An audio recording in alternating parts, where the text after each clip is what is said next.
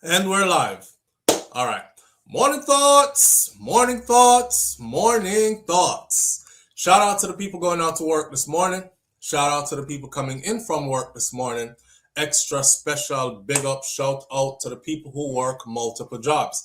I have the utmost respect for you. Shout out to my entrepreneurs, my stay-at-home moms and pops, my retirees. Shout out to the drivers. Shout out to the Uber driver, Lyft driver, truck driver, taxi driver, food delivery drivers, round town and long distance truck drivers. Shout out to the crossing guards and the school teachers, law enforcement personnel, medical field personnel, military personnel. Whatever your job description is, shout out to you. Shout out to every single clean-hearted, good-hearted person who wants good for others as much as you want good for yourself. If that's a part of your character for real, you're a good person. Shout out to you. Want good for others as much as you want good for yourself. Only good people want them something there. Here we are on this beautiful Monday morning. Today is the 5th. Today is the 4th of the 5th. So we are in May 2026, and today is the. I saw I go? Yeah. I have an appointment tomorrow. There's some exam something I go on tomorrow. So tomorrow we won't be here.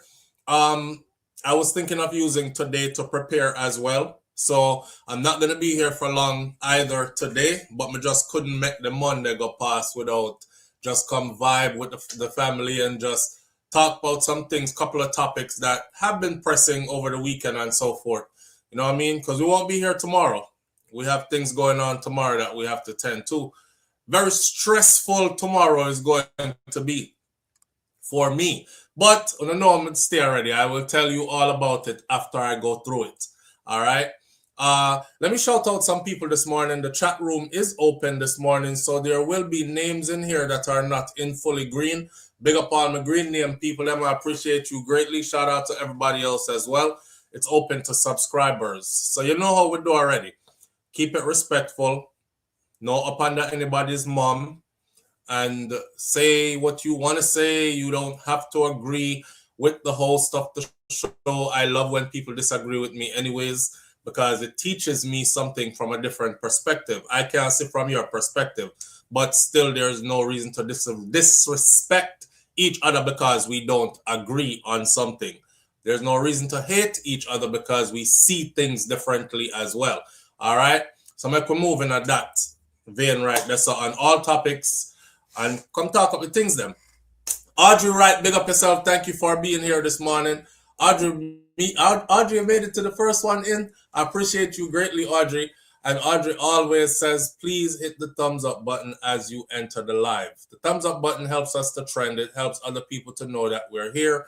If you don't hit the thumbs up button, YouTube might say, it's a lot of people on it, but there's nobody really caring about watching it or even engaging the content. Hitting the thumbs up button is a simple thing. So if they're not even not going to do that, it's probably not that interesting, right? I said this before. I didn't want to tell people that for the longest because you have some people who actually, they won't hit the thumbs up button just because of that. Oh, so, because remember YouTube used to have like thumbs down button, right? And then YouTube took away the thumbs down button. And I'm telling y'all, I had people who were subscribed to the channel and followed us just so they could hit the thumbs down button on every single video we posted. So we did an experiment where we started posting the videos randomly. And we would post videos at 2 a.m. in the morning. We would post videos at midnight. We would post videos at 10 o'clock at night. We would post videos at 6 o'clock in the morning. And whoever those people were, a small group of people, they were on notification for sure, because as soon as the videos went up, it was the same amount of thumbs down on every video. A 20-minute video got the same amount of thumbs down in the first 2 minutes of that video being up. So you know them never did watch the content. They were just following to thumbs down every single video. I wonder where those people are today, because we have grown tremendously and I don't see them around anymore. But big up to YouTube for removing the thumbs down button. So these people will still find ways to sabotage your platform, right? So they're thinking to themselves, how else can I hurt the platform, or don't show me support or whatever? So when I come out and I say stuff like, Well, if you hit the thumbs up button, it tells YouTube, you know, in the algorithms that not only do people tune in, but they're super interested in whatever is going on this platform. So the people are hitting the thumbs up button to show their appreciation. That's what it says in their algorithm. If you don't hit the thumbs up button, it tells them that people show up, but they're not really engaging the content. So they'll be like, oh, so if me show up, I can watch it and thing, but I won't hit the thumbs up button because I don't want YouTube place him good in their algorithms. And that's why I never said it for the longest. But you know, since Audrey starts saying every morning, please hit the thumbs up button as you enter the live. And other people are saying, SouFlo, just remind us, because a lot of us want to, but we're so caught up in talking to each other and enjoying the content that we forget to. Then if you say it once and twice during the show, we'll remember to do it. So may I do it for them people, but I'm also aware of the people who will actually be like, when I hit no thumbs up button. Good morning, SouFlo and family. I sent you a message in WhatsApp. Can you give a call later? I need to talk to you privately, says Andrea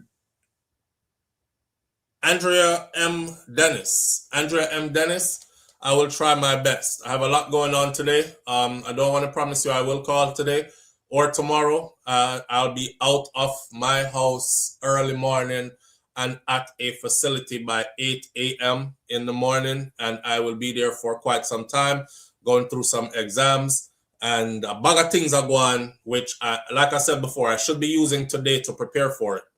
But I just couldn't let the Monday go by without greeting everybody and sending everybody off to a start of a good week, right? All right. So you are the finest is in the building with us. Big up yourself. Thank you for being here. Carissa Smith, if I don't call your name this morning, then it's no hard feeling. Seeing it just, I didn't call your name this morning. Who else there? Mervyn and Point, Jamaica Kerr's in the building with us this morning. Big up yourself. PG there. PG says upments. Big up yourself, PG. S Diva is in the building with us this morning as well. S Diva says, top of the morning, everyone. I'm here checking from morning to see if the nine flow now come or some I listen to the other story where you post LOL, the story about the American widow who got or is getting her groove back, so to speak. Yeah, she is with a Jamaican youth who is 26 years her junior, and the details of how they met and all these things in that video. I posted that video this morning before. I really wasn't going to come live this morning, and that's why I posted that video there. But here I am anyways. Sharon Spence, big up yourself. Thank you for being here this morning. We appreciate you greatly. Carissa Smith says, not true. I love it. Carissa Smith's in the building with us this morning as well. I'm going to call about 2 or 3 more names. Yvonne Walford, thank you for being here. Lauren Lawrence, thank you for being here as well. Your names are not in green, but I'm still a big you up. Come see you here all the time, and I appreciate you greatly. Anne-Marie, thank you for being here. Anne-Marie Daly, thank you for being here. I have some Daly family, you know, from up a Silent Hill way in Jamaica there, in the Clarendon, Manchester border area there. I don't know if it's one of those dailies this is checking in, but big up to the Daily them. Shout out to the Smith them. Shout out to the Mackenzie them. Shout out to why we family does huge. All right, let's get on with the show. Cause we can't spend all morning a big up people. All right, Grace James, big up yourself. Penals, thank you for being here. Tony Mango, big up yourself as well. I appreciate you greatly. All right, Elaine Brown, thank you for being here. Great. Goodies is in the building with us this morning. Black Eagle, big up yourself. Every time I hear the name or see the name Black Eagle, I think of a Desert Eagle 45. I don't know why. But anyway, here we are. All right, so this is what we got going on this morning, right? I want to talk about a couple of things. There's a story here that is in line with a lot of stuff that I always say, but I want the conversation to be around living alone, being single, aging while living alone and being single, and also choosing career over building a family and having a marriage or a relationship. You know, a lot of people out there are choosing careers instead of choosing to get married, and them say them can't juggle the two, and or choosing a career instead of starting a family and growing a family, these kind of things. There's a story here about a doctor out of Jamaica who She lives alone, and she is very prominent and excelling in life. She's also a fitness advocate, and she ended up having a massive stroke, and she wasn't found in her nice spacious place until about 3 days after the stroke. I want to get into her story because there's more detail to her story that I think is super interesting for all of us. All right. I'm probably not going to ask you where to start this morning. I'm just going to start where I feel like starting this morning. Hopefully you can work with that. All right. I want to talk a little bit about Vybz Kartel as well. He's starting a new business called the Vybzeum, which a lot of people are wondering what the hell is the Vybzeum. All right. And that his song Victory has now passed 1 million. It's at 1.3 million. It was past 1 million 4 days into the post of the video. But they're calling him Grandpa. And them I say Grandpa need to go park now and make younger generation have their run at dancehall and all these kind of things. And how he's turning into a influencer because he can't find a hit. So we're going to take a poll of the audience to see if that is their feeling about this person as well. And we're going to talk about what we think Vybzeum is and a bunch of other stuff surrounding that. All right. The return of the champion, Elaine Thompson-Herah. The return of Elaine Thompson-Herah had me excited.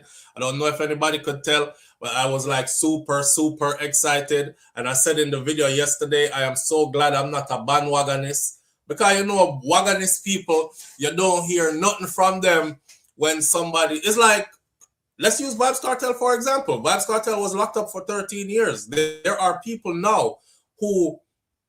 They never once said free Vybz Kartel. They were not even interested in anything that had anything to do with them. As a matter of fact, some of them were even saying, him nah, come out. Him for stay in there. And I know some of them because they didn't even change their names on their platforms. They just changed their whole content and started doing Beer Vybz Kartel content after he got free, which I find this so comedic, right? We're the bandwagonists. There are people that we choose for whatever reason it is who we align with, and we ride for them cause, and then it turns out to be a good choice, like Elaine Thompson-Herah. I knew she was going to come back. I just knew she was going to come back, right? But there's something here that bothers me about Elaine, which I want to talk about. One is none of my business. One of the things that is none of my business.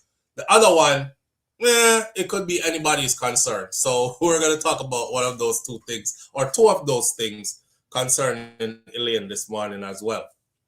And of course, the last one on my list this morning is Spirit Airlines goes down, and Praz of the FUGEES turns himself in over the weekend to begin doing 14 years in prison. Them the things that we're going to talk about this morning.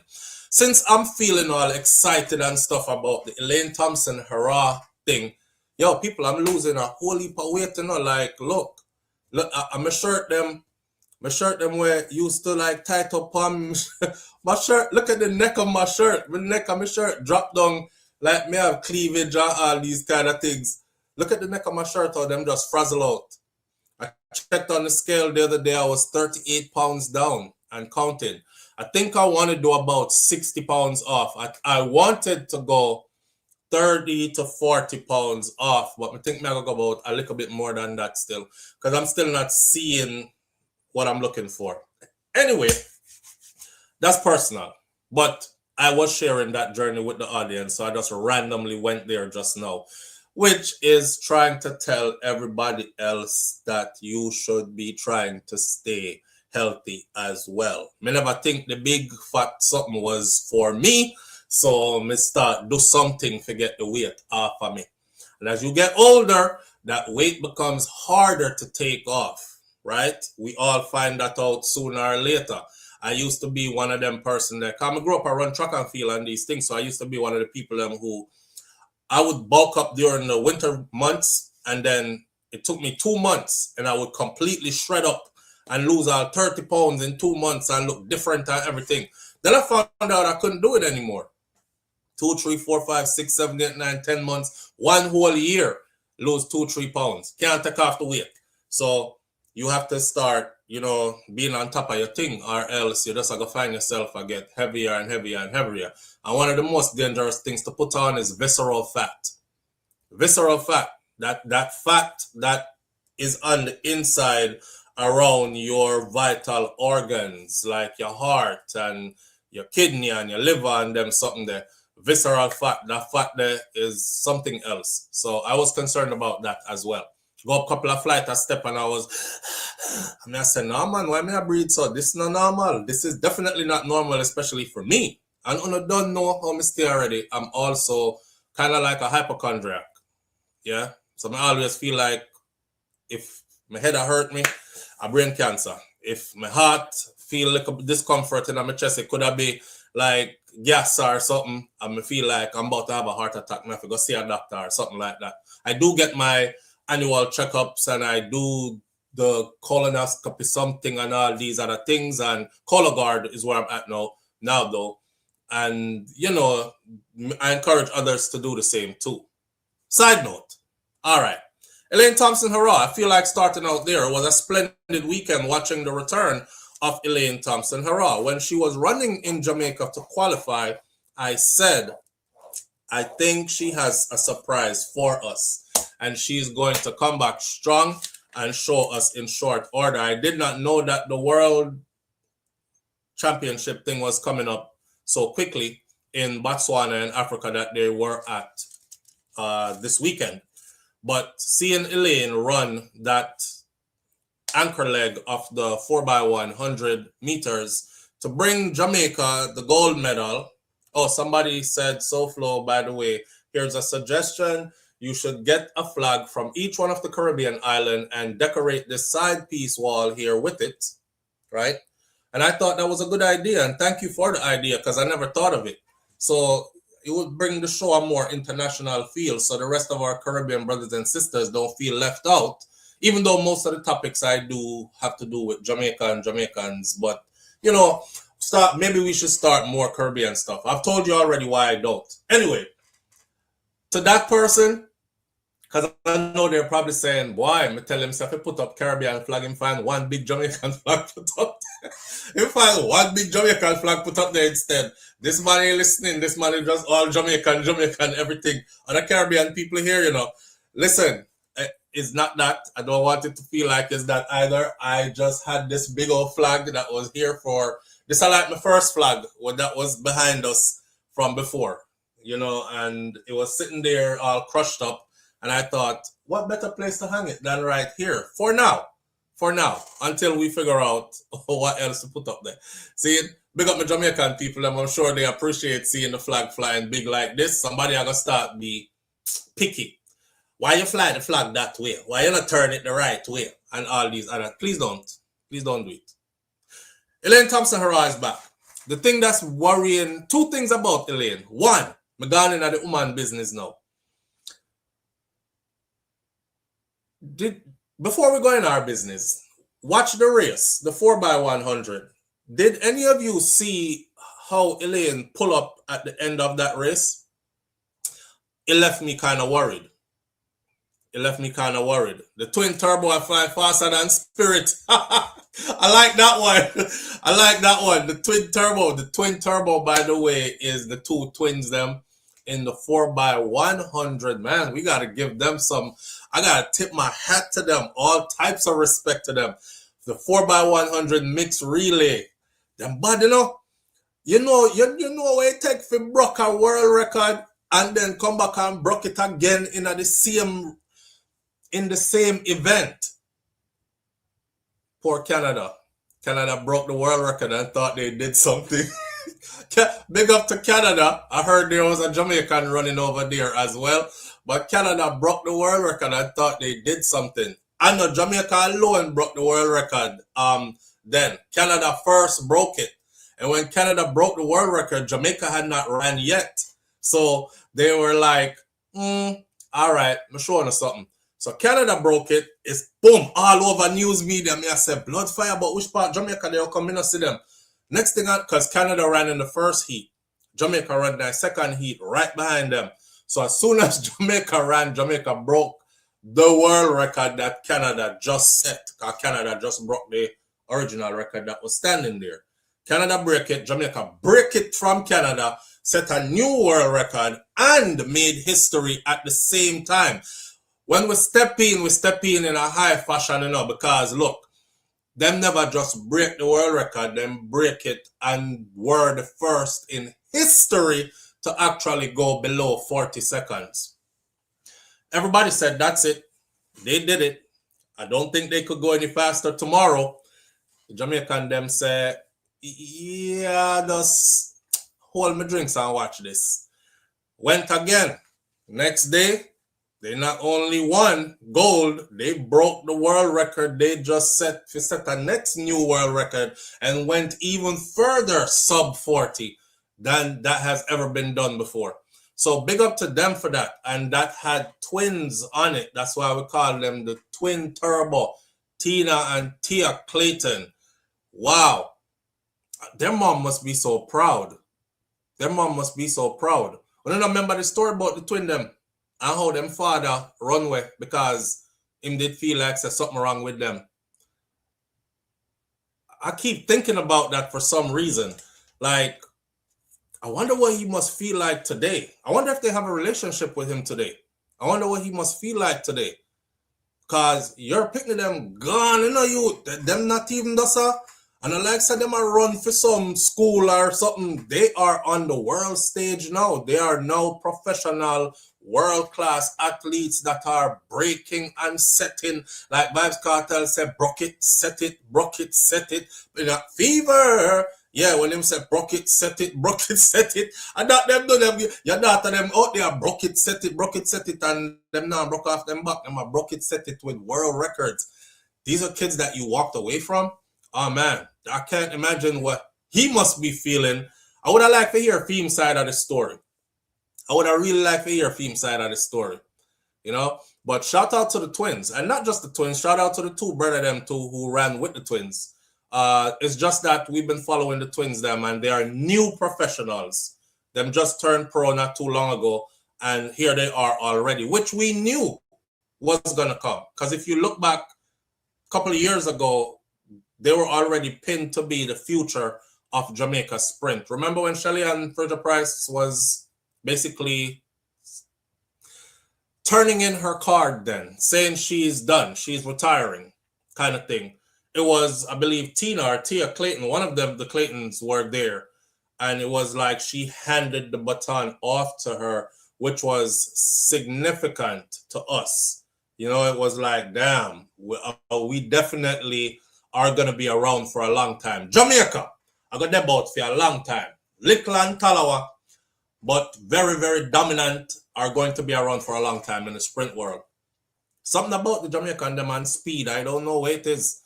Right? With us fast. We're fast per foot. We're fast in our people business. With us fast. we're fast all around. But back to Elaine Thompson-Herah. Two things. One, we're going to save our business for last. Elaine, what happened at the end of that 4x1? Me know on the win. I saw you. Them couldn't hold you. It was amazing to see you out there full speed. But I noticed in the last 2-3 steps, a pull-up. I know say when Elaine run, she run for set world record. So it wasn't like this was a heat where they would be like, no, SouFLo, she preserve herself for the next heat or for the finals. And long as she clocked the time already, she good. This was the final. And although they won, she could have gone faster. Why did she pull up? Somebody said, I haven't seen it, but somebody said, SouFLo, I did see an interview after where she said she felt something and that's why she did pull up at the end. I don't know if it's true because I haven't seen it myself, right? What I did see was her pulling up at the end, which had me worried because I'm like, oh, damn. I hope it's not the injury come back again, right? I'm not sure if the great Elaine will be an individual medal-worthy athlete again. She's among the best, but her injuries may be her hurdles. And I've learned to not doubt certain people. It's just plain and simple. I've learned to not doubt certain people. They said Elaine would never come back. They said even if she did come back, she would never be world-class worthy again. And, Otto actually said along these lines. He said there's nothing wrong with Elaine going out now. like when she left because of injury, because she has already accomplished. He said, in your career, there's a pinnacle, and people strive to get to that pinnacle, and very few people do. Well, Elaine hit that pinnacle, and she's the only woman alive on the face of the earth that is there. So she's truly a one of one. There's nobody else up there with her. It's her alone. You know, every time I say that, I'm like, she doesn't get enough accolades and enough respect for where she is at.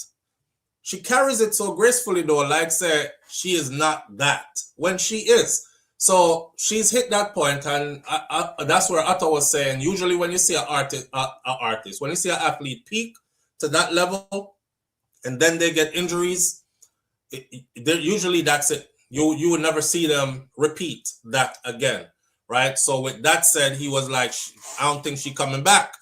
Well, she came back. And I think her coming back, anchoring that relay and going to gold is a strong statement. It's a strong statement of what's to come. However, I am worried when I see the pull-up thing. The pull-up at the end had me worried. But you know, in athletics, you really got to pace yourself still, especially coming off of injury. Because injury for athletes, I don't know if y'all know it, but it's not just a physical thing. Injury for athletes is also a psychological thing.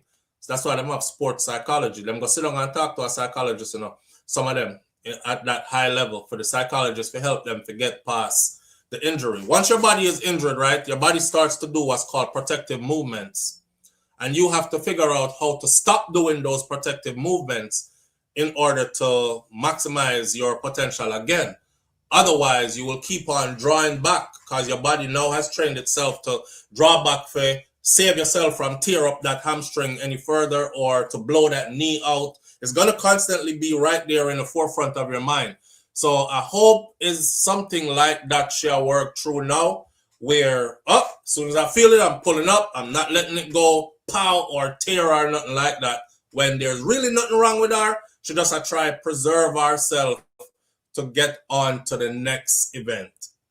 In sports, you have to know how to pace yourself. You could go out there and do 10 years in one race, or you can pace yourself nicely, you know, put out when you have to, not just put out all the time and then you don't have nothing left to put out tomorrow. So I hope that's what's going on with her. But I am worried. I am worried by seeing that. So wherever she's running again next, I will definitely be all eyes open, watching it keenly. That was the funniest thing they said. Canada held it for 5 minutes. I know Canada is like, man, them damn Jamaicans, I can't stand their ass. Because they really did hold it for about 5 minutes. They held the world record for 5 minutes. And then them damn Jamaicans just came and just took it. Damn. But hey, big up to them, man. Big up to Canada for trying, because you did try. And, you know, Canada was over there talking bullshit too, you know. Because Canada said, yeah, we could go faster. It wasn't Jamaica that said it. Even though I said it in the video that Jamaican athletes said them can go faster. No, it was the Canadian athletes that said, tomorrow they can go faster. So I was like, okay, we're going to see if they could go faster. But before we could even say nothing, Jamaica broke it, set it, and broke it again. Broke it, set it, broke it. Big up to Jamaica and them and the athletes them for that. In a cartel voice, right? Broke it, set it, broke it. Gotta love them. The other thing I want to talk about with Elaine though is, I can't tell me I'm not fast in a woman business too. Me I wonder which part Elaine husband there. Yeah, Elaine, me I fast in your business. Me I talk about you this morning because you're a big superstar. Where is your husband? Are you all divorced? Is the divorce finalized? Or only just go through a separation phase? Me want to know because Elaine just showed up. She showed up with her husband, and then she showed up with no husband, and nobody now question the thing. Me not even see the man again anymore. Have y'all seen him anywhere? You said them left. It's kind of obvious that them left, but me want to know the details. I want the juicy details. And Elaine's not giving it up. She's not giving up the juicy details. So I mean, no me alone wondering. Nance, big up yourself, Nance. Am I the only one wondering? No, Carissa, I wonder too.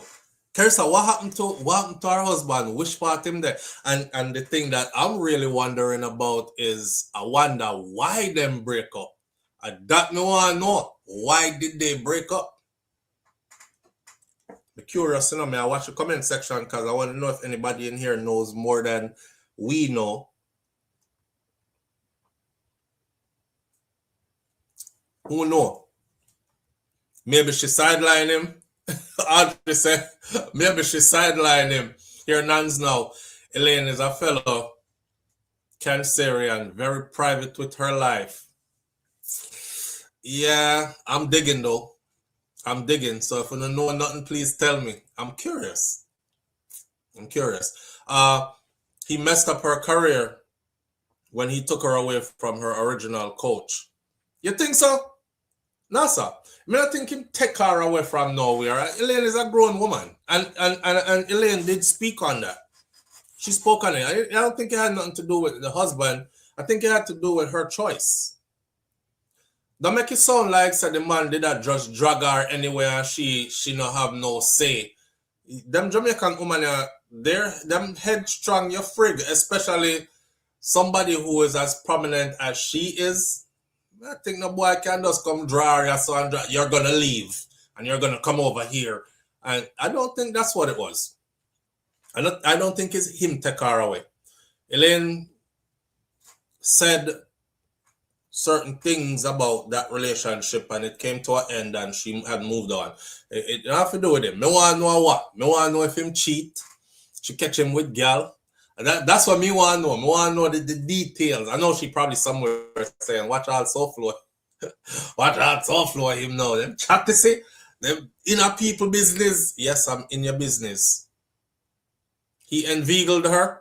I saw you say. I him talk her into leaving. Audrey says, and Dorothy T said him inveigled her. My grandmother used to use that word. My grandfather actually used to use that word there. Make your friend them inveigle you. Inveigle. Philly Yard Vibes, big up yourself. Thank you for being here. Philly Yard Vibes says, coach had nothing to do with it. Injuries happened. Yeah, Philly Yard Vibes, we are talking about the reason why she left. The reason why she... no, we're talking about her marriage, actually. We're talking about the reason why the marriage looked like it's over. Did she catch her husband with girl? What was the case? Here you're the finest now. Morning SouFLo, love fast Elaine. It was just us. He was just taking our money. Bad move. When she did that, he create enemies for her. I'm happy for her now. So you say him did just take our money and she, what else? He did not create enemies for her. So he wasn't no good to our picture. Yes, we're nosy. We're very nosy. Leave good girl Elaine alone. We're not, Nance, listen, we're just a fast in our business. She is a celebrity, okay? And we as fans want to know certain things about our favorite celebrities. She is no different. She is no different. Everybody want to know when Kartel got married to them. How come him not married her yet? He might tell the girl from when say you see, people want to know stuff about their favorite artists, them and their favorite entertainers, their favorite popular famous person. So Elaine can't escape this. We're gonna talk about her too. She is back and I'm happy to see her move forward. Absolutely. Absolutely. But we get past that already. You know, she's doing tremendous in the running part. We're in our business though. She realized I'm not good for her career. What if they're still married though? But he's just decided to take a backseat to everything, like, you know, she park him. And did I say, Audrey, what if she just sideline him? Like him there and him do him own thing, like go live your own life and let me handle my own. Because I was handling my own before you, kind of thing. And him say, you know what? I respect that. And him gone back to the office now, or to the field, wherever he was at, and she gone back with her thing. So it looked like they're not together. But I mean, the ring would have still be on the finger. The ring would still be on the finger. And the fact that the ring came off the finger says a lot. You know, I watched her when she was at Janelle Brumfield's wedding with Noah Lyles. She was having the time of her life. I noticed that she didn't try to catch the bouquet, you know. So, I think she'll look for the husband. She was having the time of her life there. And he wasn't there either. Usually, if you're showing up to a friend's wedding, you would bring your significant other also, kind of thing. Me no know, me I watch, you know, me I scope out the thing from a distance, seeing. Even if I'm not, she's doing a lot better, says Carissa. Yes, she is. Yes, she is. Yes, she is. Her husband was at Noah Lyle's wedding. Me never see him. That's what I just said. I just said she was super happy at Noah Lyle's wedding and I didn't see him there. Anybody else saw him there? Iva said he was there. Did anybody else see him at Noah Lyle's wedding? We definitely saw Elaine there. She was having the time of her life. You couldn't miss her. No, me never see him. Maybe you saw somebody else. Maybe you saw somebody else, but I did not see him there at all. I think the ring slow her down when she running. Nice. Oh. But there I drink some coconut water. Nancy, I think the ring slow her down when she did a run. See, nobody else saw him there. You might have seen somebody else and thought it was him. See, nope, nobody saw. Fortunately, I didn't get an invite. Unfortunately, I didn't get an invite. Janelle is from my hometown, and I know a friend that went. I know he wasn't. I think the relationship done, man. I think the relationship, well, you know, she never have no baby female or nothing like that, so two people can definitely go apart. As long as there are no children involved, then, I mean, call it a day and go on about your business. Not true? Call it a day and go on about your business, as long as no picnic never involved. Live on the air with SouFLo. Good morning. Hey, morning. Morning, family. Welcome to your phone. This one brought down somewhere? No, you're good. You're good. Okay. Boy, he brought me out this morning. Mm-hmm. Yes. Is it in break up? Talk to me. What you say? Elaine and her husband break up? You never know that? No, honestly. I just say I'm not a follow up those things. I mean, just to check on, but me don't know. I did not want to hurt me, but I wish they could work it out. Me don't know. Me don't want to talk with nobody. I think I like her still, but me don't want to talk with her. Me love her. I love her. No, me I like her. Like, me like her. Like, Shakira to come out to them, but like if I wasn't with Shakira, yes. I probably would have been trying to shoot my shot at Elaine. You know, I think me and she could have met some Olympians. Yes, personality. Yeah. I love her. But I wish them marriage can work out and get back together. Yeah, we are assuming if it happens. That is what I was just coming to. Yeah, we are because assuming. Some people are very private. True, Audrey. Very private. True. Yes. But we are watch things, you know, we are watch like, oh, she's out in public a lot without him, and we are watch like, oh, the wedding ring is no longer on the finger, and that kind of something there. Yeah. I didn't sit there. Well. That too. You make one want to talk him. What you say? What you say? She can do that to make Uno talking, to have you guys talking. Yeah, well, if that's the case, then it's working.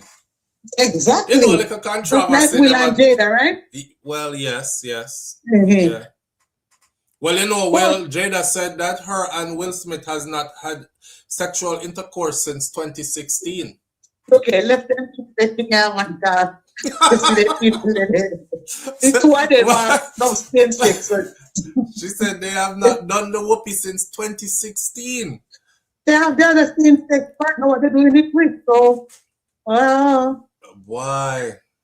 Anyhow, me just wish you the best for them. And you know what me did want to say when me talk about the Queen Turbo? And how the father left them and said they must went ugly. My auntie, her baby father left her when he had the twin. Me never said the man said they did ugly, the man said something wrong with them. Yeah, I heard about it. Say they were hooked up like that. But my auntie, baby father, the twin, they got two babies. The man left and said one man, not to get two people one time. So it just showed about the ignorance of our people. Wait, your auntie have twins and yes, her man left.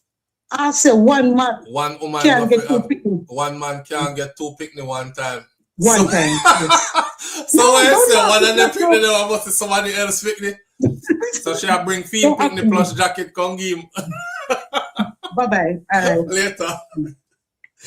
Yeah, some people can fool, then something can really go so. Oh my God. Ignorance is a hell of a thing. When you say Mrs. B, say Shakira is fine, she's not studying the nonsense. Somebody says stop propagate foolishness. Stop propagate foolishness. Height of ignorance. Run gone cause your woman drop twins. So one of them must be one next man picnic cause one man can only get one picnic at a time. We have to laugh. That's so dumb. That's so dumb. Can you imagine when he found out that men actually do, get twins? I wonder if him go back and apologize and these things. I wonder if she take him back. I don't know. We're going to come off of Elaine marriage situation right now. We're going to get off of Elaine altogether. Shout out to Elaine Thompson-Herah. We're just happy to see you back and in top form and doing big things, and we know that you can. And then here you are doing it. So, whole heap of pot cover knocking and whole heap of woos and yeas and ahs and all these things. I saw the Prime Minister, the Right Honorable Andrew Holness, posted when the 4x1 mix team broke the world record. And he said, today we celebrate a historic day when rah, rah, rah. So I left a message for him that said, please advocate for these athletes so that they can be treated well and paid well. It's not okay to just yay every time they win and make us look good on the global stage where we can pop with color and say we're Jamaicans and we're proud and we're fast and we dominate this and that. And then at home, if you have the power to help a situation, you're not using that power to do so. Because remember, say, whole heap away, top grade athletes the other day jump ship and tried to go run for Turkey and other places around the world because they're not being treated well. So to see the Prime Minister celebrating when they break a world record, I would have liked for the Prime Minister to use his powers to advocate for them as well and make a thing happen for them. Because we know, so if it was you, you're going to make a thing happen for you. So you have to go start treat them, or if it was any of your sons who were running, or if it was any family member, you would have make a thing happen for them. So make a thing happen within your powers, man, for the athlete them who are representing us on a global stage, and I make we can bang up pot cover and fly with flag big and go on extra with yourself. They deserve that. They deserve that. The story about the athlete that was, I believe he was doing shot put or something, or discus throw. And one of the athletes say, when I called him to say, yo, you know, come and practice, because practice I going to start right now. And him say, yeah, but me have to make my last delivery first. And he was like, what do you mean you have to make your last delivery? Like, we in season and we're getting ready to go off to the Olympics. Him said, the man out here at the delivery, I drive and deliver food and stuff because they don't get any stipend to take them through the training process in order to go off to the Olympics. I thought that was crazy as hell. Because you see American athletes and other nations as well, British athletes, Canadian athletes, you name them, their athletes are taken care of. The top tier athletes are taken care of, as in they're able to concentrate and lock in on the sport that they're going to do and the particular event they're going to do. Them not have to worry about, oh, I have to go work a 9 to 5, and then when we get off of my 9 to 5, then I have to go put in extra hours with training now. That's for high school students, man. That's for lower level athletes. That's for college athletes. That's not for world-class athletes. These athletes should not be flying our flag high on the international stage and can barely survive at home. That don't look good. So, Mr. Prime Minister, I see I celebrate, sir, but do something for them so it don't look like how it look now. All right? There are plenty of athletes that are very good, but because of finance, them drop off. Asafa said so. One of them asked Asafa to train him. You see? Even Asafa Powell, the great Asafa Powell said, if him didn't know him, know now, he probably wouldn't have been running for Jamaica for that long. He probably would have jumped ship already if him didn't know. You see, after him said that, a whole bag of them jump ship, you know, after Asafa said that. Because at the end of the day, this professional athletic stuff is very short-lived. It's only so long you can tear up your body and train day in, day out and run till you vomit and tired. And that only lasts for so long. I remember, you know, aging is happening in the process. So everybody get older, right? So you only have a short window to accomplish all these things in that field. What do you do after that? And if you got tired out yourself and run and broke up your body and all these things, and then the short few years run off, also everybody can say we had a world record in 2026. And then when them see you in a 2029, you pop down and look like nothing ever went on for you in life. Nah, man, something have to go on better than that for them. You know, a Canadian gold medal winner gets one-time payment of $20,000. If you notice the World Championship, the checks, those were checks they were holding, by the way. I don't know if you notice it. So if you look on the check them, like the $50,000 check that went to the relay team, and the $50,000 check that I believe is $50,000 or $40,000 check that went to the other team. So they're getting the money, they're getting a nice piece of money, but there has to be more incentives for them. Gotta be more incentives for them. If them not gonna run per international stage, they don't get paid. That's kind of crazy. There has to be a stipend. There has to be a retainer, so to speak. You know, if you want a good lawyer, you don't go hunting for a lawyer when you get in trouble. You have a lawyer on retainer, and you pay him a little thing every month. Pay him a little thing every month, and then when trouble catch you, you know, we work it out from this. But that's what we have to do with the athlete them. They should be on retainers. And there should be, I don't know if anybody is thinking about a federation for the athlete them that would consist of stuff like help after retirement, housing help after retirement, / you should never rise to the level where you represented your nation at the Olympics and then turn homeless after. That should never happen. So housing, medical care into aging, some kind of pension plan, etc., etc. Maybe they have to pay into it now while they're active, right? And they might get a little money and stuff. And then it kick back with them when they retire or whatever. Somebody have to set up something for them. But they can't just keep on going like that. Even other Caribbean islands take care of their athletes. Yes, look at is it St. Lucia? St. Lucia, the girl from St. Lucia, I forgot her name. She did training in Jamaica. She was dominating for a minute. Mr. Elaine Thompson come run left her door. She was dominating for a minute. She got a whole lot of land and money and all kind of stuff, whole heap of money too. So, Flo, if our athletes have to struggle so much and still do so well, can you imagine if they could just focus on the...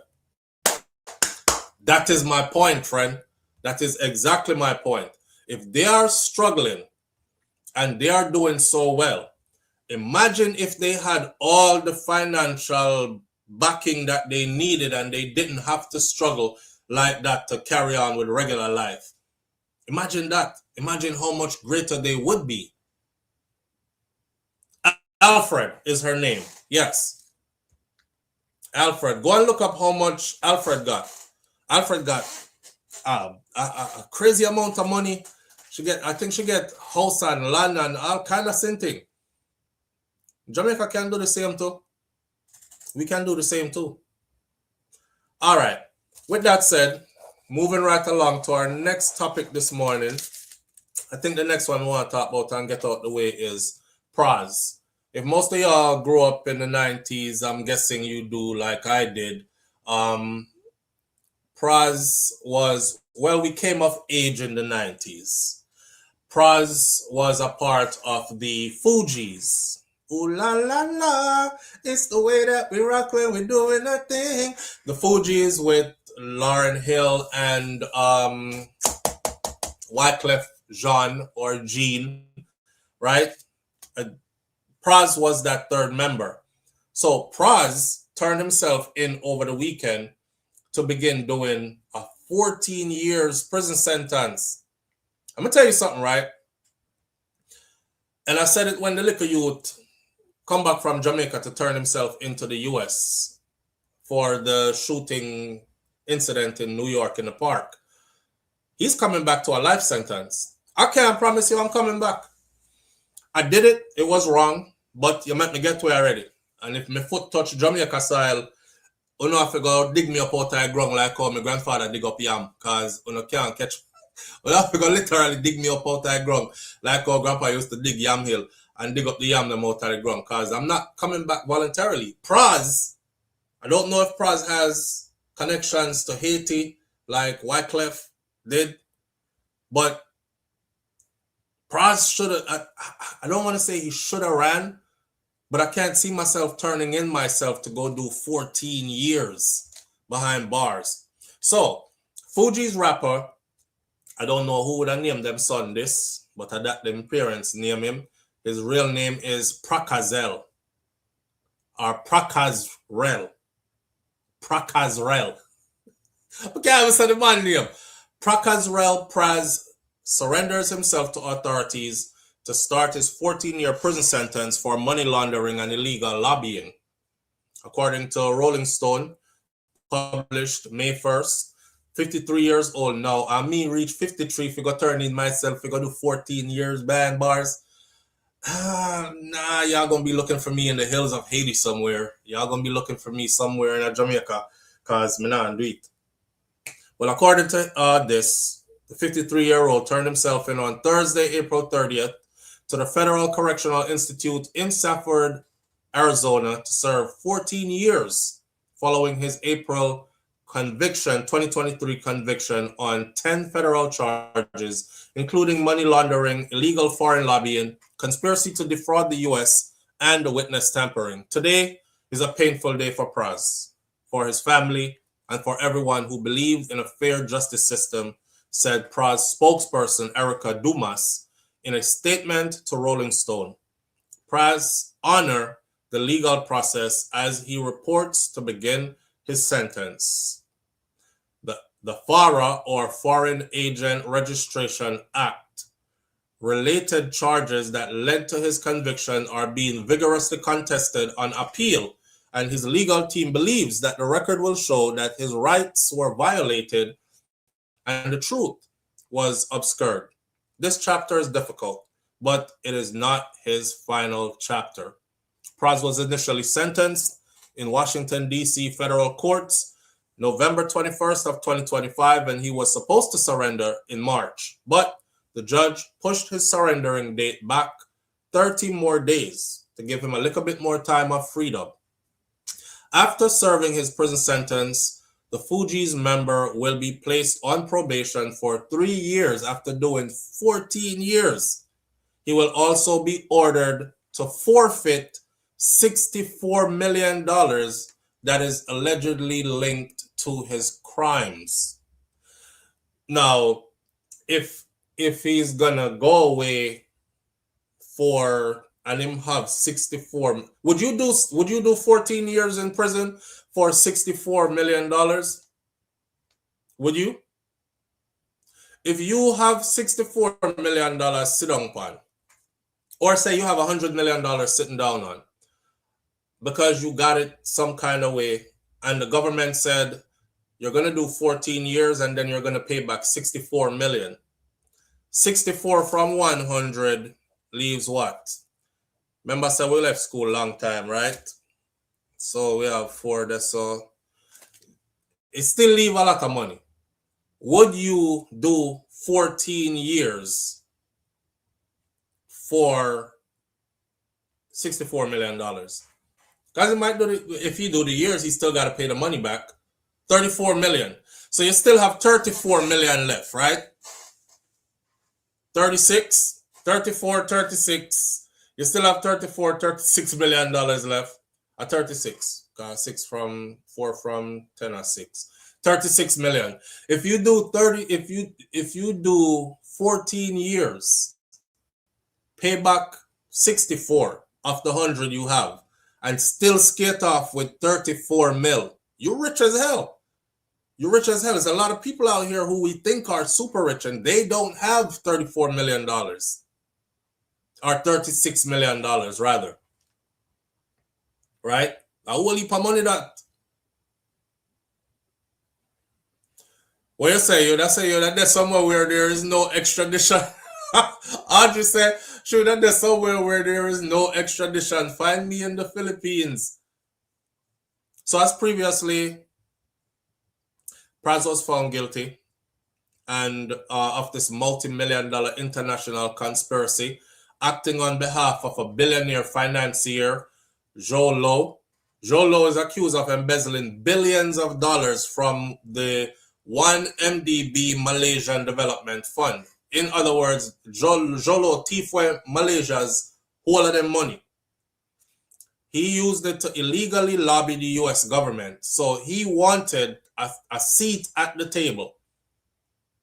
The rap veteran who is also implicated in the Obama scheme, they call it. But me know what go on, because Obama have nothing to do with this, But they throw Obama in there in the Obama scheme.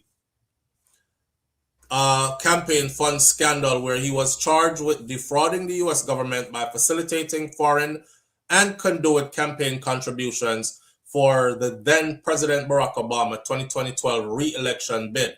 Prosecutors allege that Praz pocketed millions of dollars through these illicit schemes. It was said that he pocketed about $100 million because the man with thief for the money from Malaysia stole billions, hundreds of billions. So 100 million for him was no money. And they said that Praz came away with about $100 million out of it. So when you hear the judge said he got to forfeit 64 million, you might ask yourself, well, does he have 64 million to forfeit? Well, they said he got paid 100 million from the guy. Because that guy to get catched too, What that guy wanted to do was he wanted to align himself, because after he stole the money from Malaysia, he ran away from Malaysia and he got away with the money. And he was living in the US and he was aligning himself with everybody that is rich and famous. He was seen with Leonardo DiCaprio. He was making his way into all the Hollywood A-lister parties and after parties and events. And he would like splash out a whole heap of stuff. And people were wondering, who the hell is this? Because we don't know who this is. He pulls up in a Bugatti. He's buying out everything for everybody. Everybody in here is already a millionaire, and he is seeming like he is above everybody else, yet we don't know who he is. So he wanted to come to the United States of America and align himself with stars and with political power.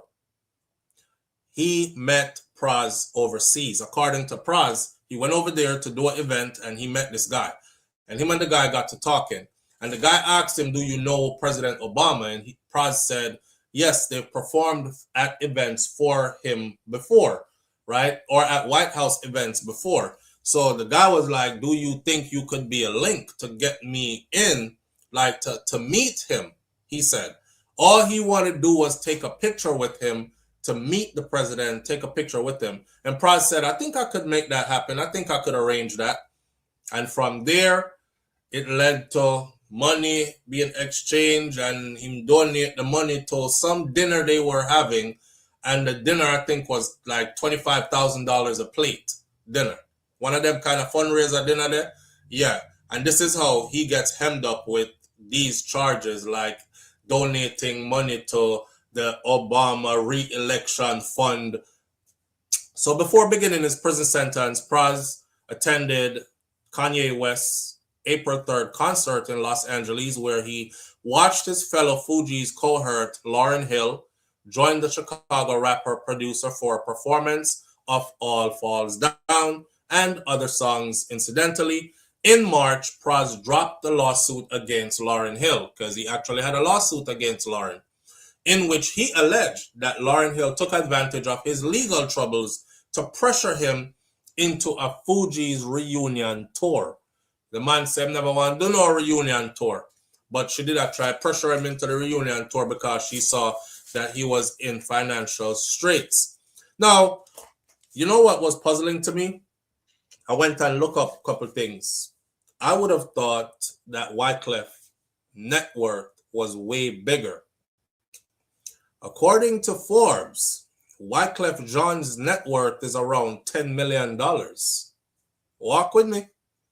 Wyclef net worth is around $10 million. Now, remember, Wyclef is not just an artist, he's also a mega producer, so I would think he had a whole lot more money.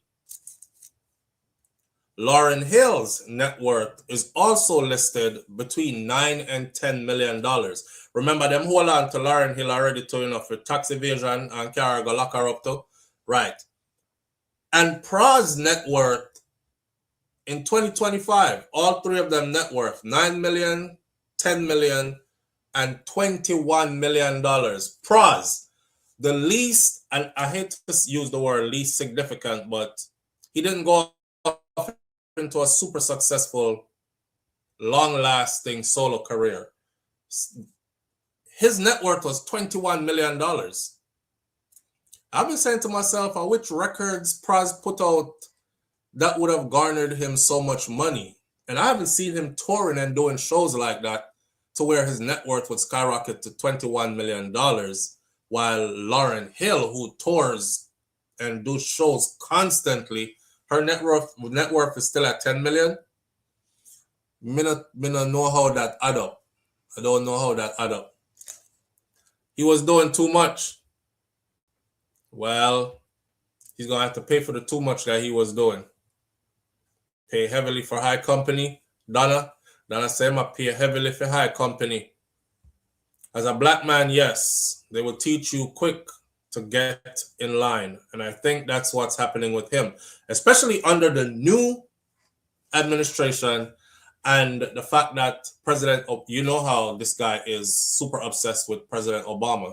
So under the new administration, that's like anybody, you friends with him?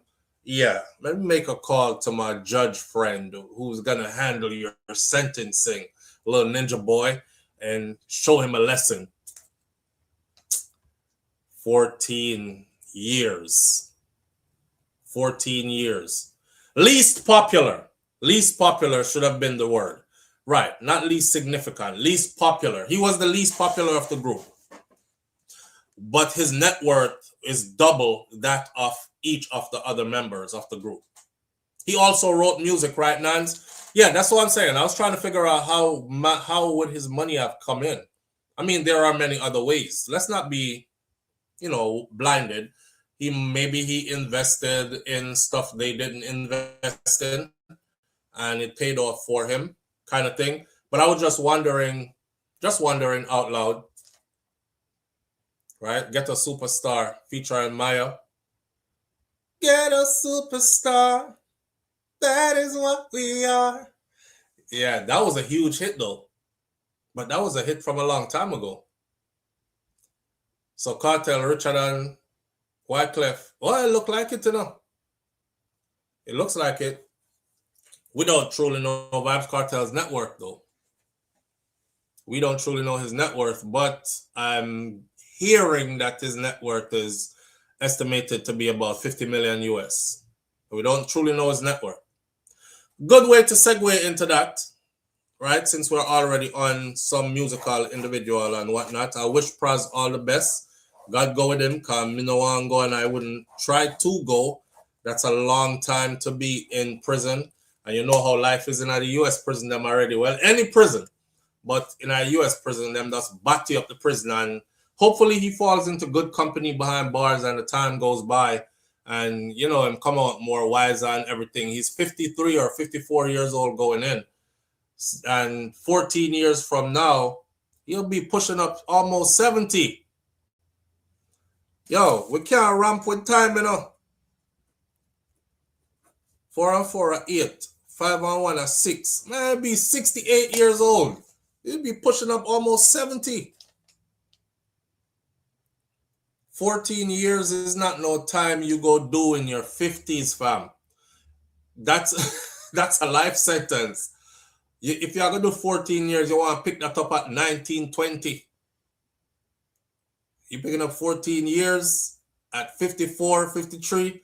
You're coming out pushing 70. Yeah. Where said that a cartel network have enough zero? we don't know his net worth, but he stay in the US long enough we go figure his net worth out though. Monetarily. I mean, I like looking at man pocket, so obviously I'm not gonna go ask him what is your net worth exactly, because you know that's just not something you ask another man. What is your net worth exactly? So we can discuss this with my audience. Yeah. Remember, I'm singing "Rich Forever" with Jesse Gender. Yeah. Rich forever, rich with a loving family. Big up Jesse. I'm not Jesse Gender, man. I'm Jesse Royal. Jesse Royal. Jesse Gender, funny enough, yesterday they played his song and they said, look how Jesse Gender, because Jesse Gender did turn Rasta. Jesse Gender one time did have them big hand down earring there in I'm ears and shave off the top, the side I'm here. Like a picky dreads pan top and thing. Rude boy, remember, we little island Jamaica. We little island Jamaica. Where the rich man them control the sugar. Sell out the backside and sell out the... Yeah, that one there. Yeah, and then he talked in that song, he talked about how them do with mother and with father. Turn one in a maid and the other in a gardener. And that was their plan for us and stuff. That was the song I was actually referring to over the years, where I kept saying here that Jesse Gender did sing a song back in the day. But through him did turn, like, his appearance looked completely different, right? I couldn't remember what era I did sing it in, so I couldn't find the song. But did I look for him in I'm natty, turban up and everything, but it wasn't. Him sing it way back in the day. But the video is out there. Rude boy, remember, we little island Jamaica. We little island Jamaica. Where the rich man them control the sugar. Yeah. And I saw it's relevant to today, because that's exactly what's going on. Then Jamaica have more all-inclusive tourist all-inclusive tourist spots than anywhere else, and they continue to dig down the place and build more and build more and build more. They continue to take away all the sea coastline. All the beautiful beachfronts are becoming privatized and exclusively sold with these hotels, these all-inclusives, to the point where a lot of Jamaicans can't even find beach figure now, right? And it's going to keep on going and keep on going. And this is what Jesse was talking about, how they're going to sell out the whole island, and then they're going to just turn we in a maid and gardener. And so we'll be there to serve the people who fly in, that kind of thing. It was a powerful song. Anyway, switching right over to Vybz Kartel, since we did a talk about net worth and all these things. We don't truly know Kartel's net worth. But his song, that's called Victory passed 1 million views in short order. So in the light of Victory passing the 1 million views in short order, we asked a lot of people to go stream Victory, and they did just that. They went and streamed it. I saw a lot of you over there. I'm looking to see more of you over there to continue streaming Victory. The goal was to get it past 1 million, which we already knew it was going to pass 1 million. Kartel no put out no song that don't pass 1 million. But I did say sometimes there are slow climbers. Like, they'll pass 1 million and then they'll slowly climb and you don't pay attention to it, because he put out so much more music after it that you're caught up to what he's putting out. And then when you go look like a month or 2 months from now, you realize it reached 10 million. It reached 15 million. You're like, wow.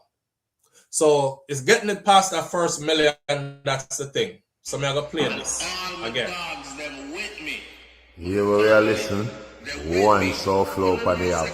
Big up my brother SouFLo. We outside. Victory! From poverty to big dreams, and all my dog them with me. SouFLo they are with me. Woo woo! Is that it? Guys are here. Guys, this is Vybz Kartel, and I'm just here sipping some straight vibes and a bit of vibes. But listen, stream Victory right now on Vybz Kartel Vivo at the maddest thing in the dancehall. Victory! From poverty to big dreams, and all my dog them with me. My family they with me. Woo woo! Victory! From poverty to big dreams, and all my dog them with me. My family they with me.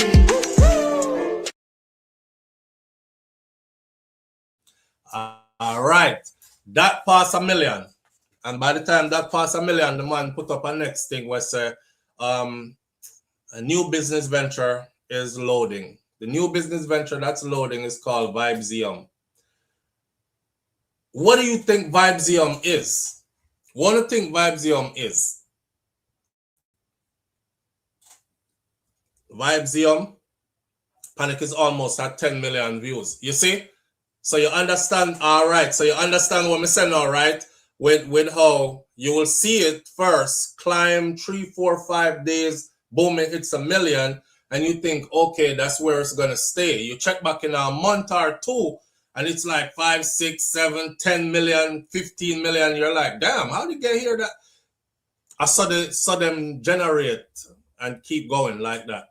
Big money victory. My cousin dropped this from birthday. Yeah, victory. From poverty to big dreams, and all my dogs, them with me. My family, they with me. Woo, woo! All right, but there, where my dogs, them? The man said the fake one's gone, but the real one's there. See? You think it's the Vybz? You think it's about alcohol? Ah, Carissa. No, just Carissa neither. A museum. Vybz museum. Right. Because I was reading the fine print this morning, and the fine print says something about honoring the culture, the journey, and everything that has to do with Vybz. I'm thinking that has to be a museum. There has to be a museum. And I see a clothing store open up. Brick and mortar clothing store, which I have to get the address for. I'm see the people in there, whole heap of people in there buy clothes. So that's another good look. Let me tell you about this man's mind. You know what I'm waiting for Vybz Kartel to do now? A movie. And I think he should do, I think him should do a, watch this. I think he should do a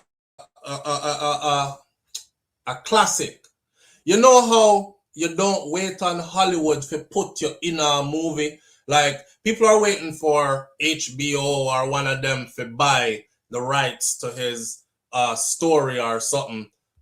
Yeah, but I think he should invest in and buy him own thing or release him own thing. So a movie like Shutters, but it don't have to be about no killing and no drug war or nothing like that.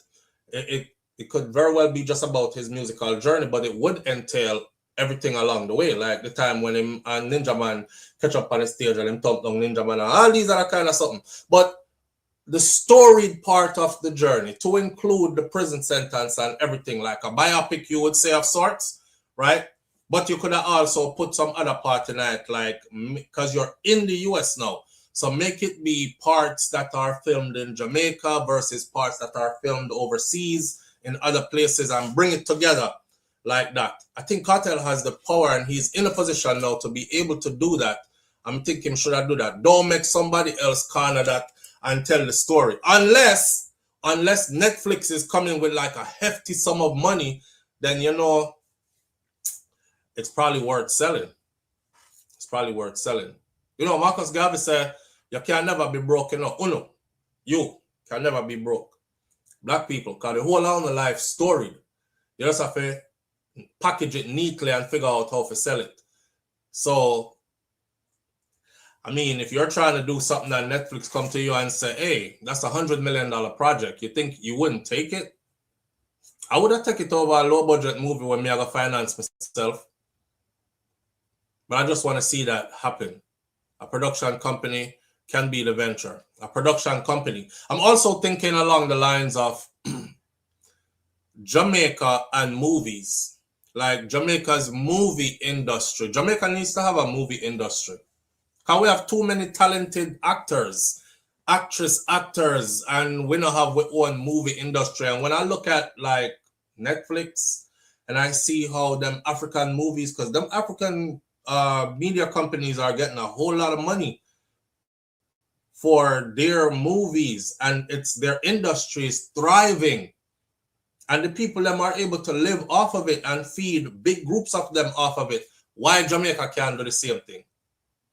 We could put together our own movies and film them. Nowadays, we don't need no big Hollywood set to film a good movie, to edit a good movie properly with proper sound and all these things. Technology has come a long way. We can do it. We can do it. And start pitching to Netflix and them kind of something they have the Jamaica movie industry. Not just on YouTube where you have to go look up where a man do a movie around a film way with just some people where him know around here. So, but big films. Big films. Jamie Wood. Yeah, Richard Brown Films. Richard Brown Films is to be commended. He's definitely doing something. It's not only him. There's another brother who made a pre-film thing from the other day. He does a lot of work with this girl named Tiffany. I don't know what the rest of her name is. She does fishing, spearfishing and diving and stuff like that. But she also be doing roles, acting in his stuff. I forgot what his name is. There are a couple of them out there that's doing their thing. There's another youth who started out with Richard Brown, who has branched off into his own, doing his own thing as well. Film them looking good too. And I'm watching the progress of everything, like how they're color grading the film material, how the sound will get better, and these kind of things. How it's starting to really look like a movie now, as opposed to somebody just pick up a camera and shoot something, and the sound out of place and all that. It's a journey, it's a process, it's growth. I tell people a lot of the times, you don't know. If we sit around and wait for perfection from beginning, it's never going to happen. And you will never get started. That's why when people ask me, SouFlo, give me some advice, no man, how to do YouTube, this YouTube thing. And you say anybody who asks you, you will give them some advice. I say just start. Just start. Just grab a camera and just start. Set up your channel and just start. When you start, you will start to figure out all you doing wrong. Like when I just, Silver, yes. Silver is her name. When you start, right? Like when we did just start, I sounded like, whoa, okay, like this, talk like this and that. And people were into the titles and what we were saying, but them never liked them. Yeah, so welcome back to the channel, everybody. I'm big up yourself. And yeah, so you started hearing people telling you like, yo, SouFlo, get yourself one better camera, brother. Or somebody said, SouFlo, you need to get a mic and make sure that there's a plug-in at the side of your camera, plug an extended mic into it, and your sound will come better. And then we did that. And then they're like, oh, well, you need better film footage because your thing look grainy or whatever. So we invest in a newer camera. It all comes with starting. Your first couple of whatever you do is never going to be perfect, but it will be a part of the story. It will be a part of the journey. People can look back. Even you can look back. I look back at my old films. I'm like, man, there's so much to see here. You know, I mean, I even did have hair on my face, you know, because I get here late in a life, you know. My beard come in late in a life. I guess it's because I was shaving all the time though, but me never have no hair. I mean, I look by myself, then I look now, and like how composed I am now compared to then. I was just wild on camera and just say what me I say, and you know, you learn along the way. You learn to deliver better. You learn poise. You learn to do better research. You have to learn you have to learn along the way, and as you learn along the way, things are gonna get better. But I do believe that Jamaica should be in. We should have a big up our own film industry and have our own film industry exploding globally, not just in Jamaica. Matter of fact, does Jamaica have movie theaters where you can go and sit and watch films? Live on the air with SouFlo. Good morning. As I talk about the beard, and I shave too much, I can have beard.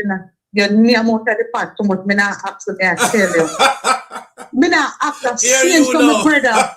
They say, when we see younger people that with brother have on beard, I would say, we brother not have no beard. And beard grow late. Yes, and then look after me 16-year-old now, have full beard. So my brother take about 45 before he start have little old beard. Scratch, pitch, scratch, itch, scratch. Okay. Later. Yeah, it does come in late. Pitchy Patchy. Good afternoon, SouFlo and subscribers. Big up yourself, family, and thank you for tuning in. Yeah. But that them saying in Jamaica, you eat out of the pot. When you eat out of the pot directly, your beard take long to come in, or you probably won't grow no beard. So, but yeah. So Vybz Kartel, victory, past 1 million views. Check back in about 2 months. You're going to be surprised at how much more millions are going to be added to that million. Somebody say him turn influencer. Cause social turn influencer now cause him can't find a hit song. Live on the air with SouFlo. Good morning. Morning, SouFlo. Morning, family. What going? Me good. Marie, what? Yeah. You alright? Happy Monday. Happy Monday. May I wake you up because you sound like you're in the bed still. No, me there at work. Oh, you're there at work. You whisper. So me have to sneak a call. Alright, well, sneak the call. What going? No, you talk about Vybz doing a movie. Yeah. And me see when him doing little clips them. Like him at the movie. Him good at it, you know. Yeah. Him would be a very good actor. Kartel did in a movie before. But you know what? You can go back and watch it. It was funny though. VHS. Speaking of movie. Yeah. Go ahead. No, I already said what I had to say. Talk. Speaking of movies and Jamaicans being in movies. You know, say enough people know say Noah Power was in a movie. And when I watch the movie, the first time I watch a movie, I fall in love with Noah. And we watch a movie over and over and over again. It's called Bashment. Bashment. I don't know if you ever say Bashment. Go watch Bashment with Noah. You know who Noah Power is, right? Yeah, man, we know who Noah Power is. No? Yes, he's a big movie star, but enough people don't know. And the part in the movie where he played the part very well. And the part I like is when he turned gunman. And he did have one youth where he never in a gun them with a friend. But the friends shy away from the gun thing. And he looked at the friend and say, it's better to have it than not need it, than need it and not have it. Go watch Bashment. Bashment interesting.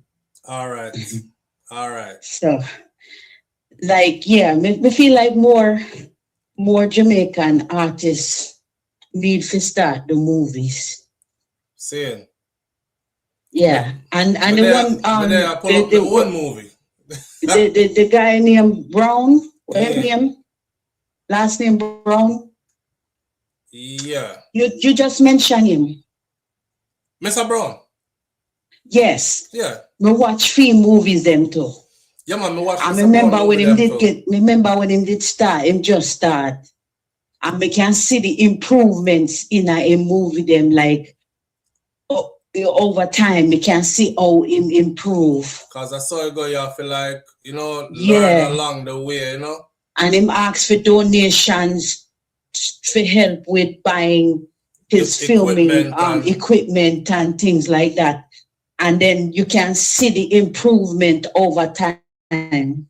That is grassroots. Grassroots stuff. Yeah, I love watching movies then. Yeah, like when you grow your audience from grassroots, and your audience support what you do. When him start get film nominations, them and people can say, remember when him just start. Yeah, a lot of people don't know. So that's what I did tell people about GoFundMe. GoFundMe wasn't meant for like if you're sick, you beg people money for go hospital. GoFundMe is actually crowdfunding for whatever venture you want to do. You know what I mean? You know what I mean? So like if you say you're a cook and people love how you cook, and you say, and people always say, Mary, you should have go up in a restaurant, A lot of the times, if you hear them ask on Shark Tank and these other things, how did you start up? Where'd you get your startup money from? And you'll hear people say crowdfunding. That's what it is. It's true. How my mother started. Because people didn't love my mother cooking. And when she started cater for big companies like Caterpillar Tractors. Them have one big company in Ohio, and she used to cater for them lunch staff to that big company there. And then when we did have my salon, every Thursday she would come and get her hair done, and people would make their orders for the dinners them where they want from her, and they would PR. And then the following Thursday, when she come back to get her hair done, she bring all of the food where them order, and then pick up them dinner or them lunch from the shop. But may I say, if she did want to start a restaurant now, right? She went to a restaurant. Right, but she even ended up in the newspaper as the best Jamaican cook in Cleveland one year. Did she do a crowdfunding? What's a crowdfunding? Lord God. So you're not listening to nothing what I say. All right, Mary. Big up yourself, Mary. You know what crowdfunding is. Me just explain that to you, but you're not listening. Jerome say, Mary, we'll take 10 seconds if you're promoting yourself. Make no power use him mic as a DJ and promote him own herself.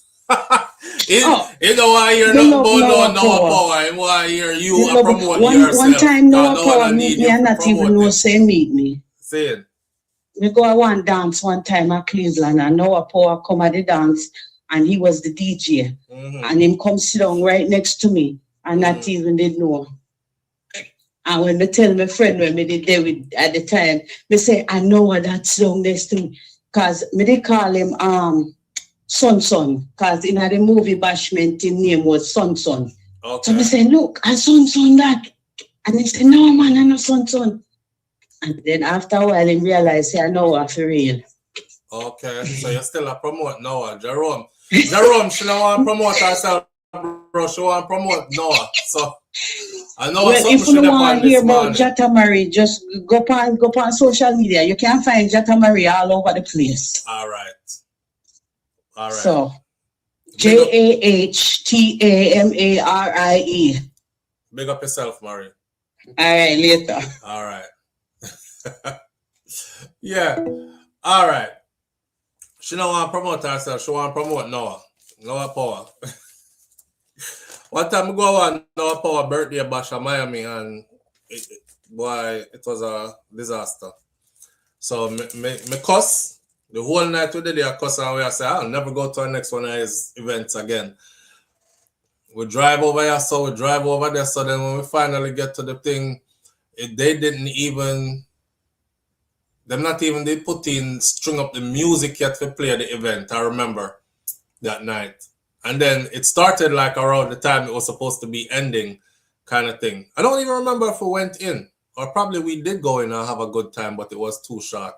Anyway, it was all in the excitement of whatever. I mean, I say nothing bad about him. Now we're out there doing thing. right? It was a party where Fire Reds and all of them did that play, and Noah Power was the main guy. It was a Noah Power birthday bash or something like that.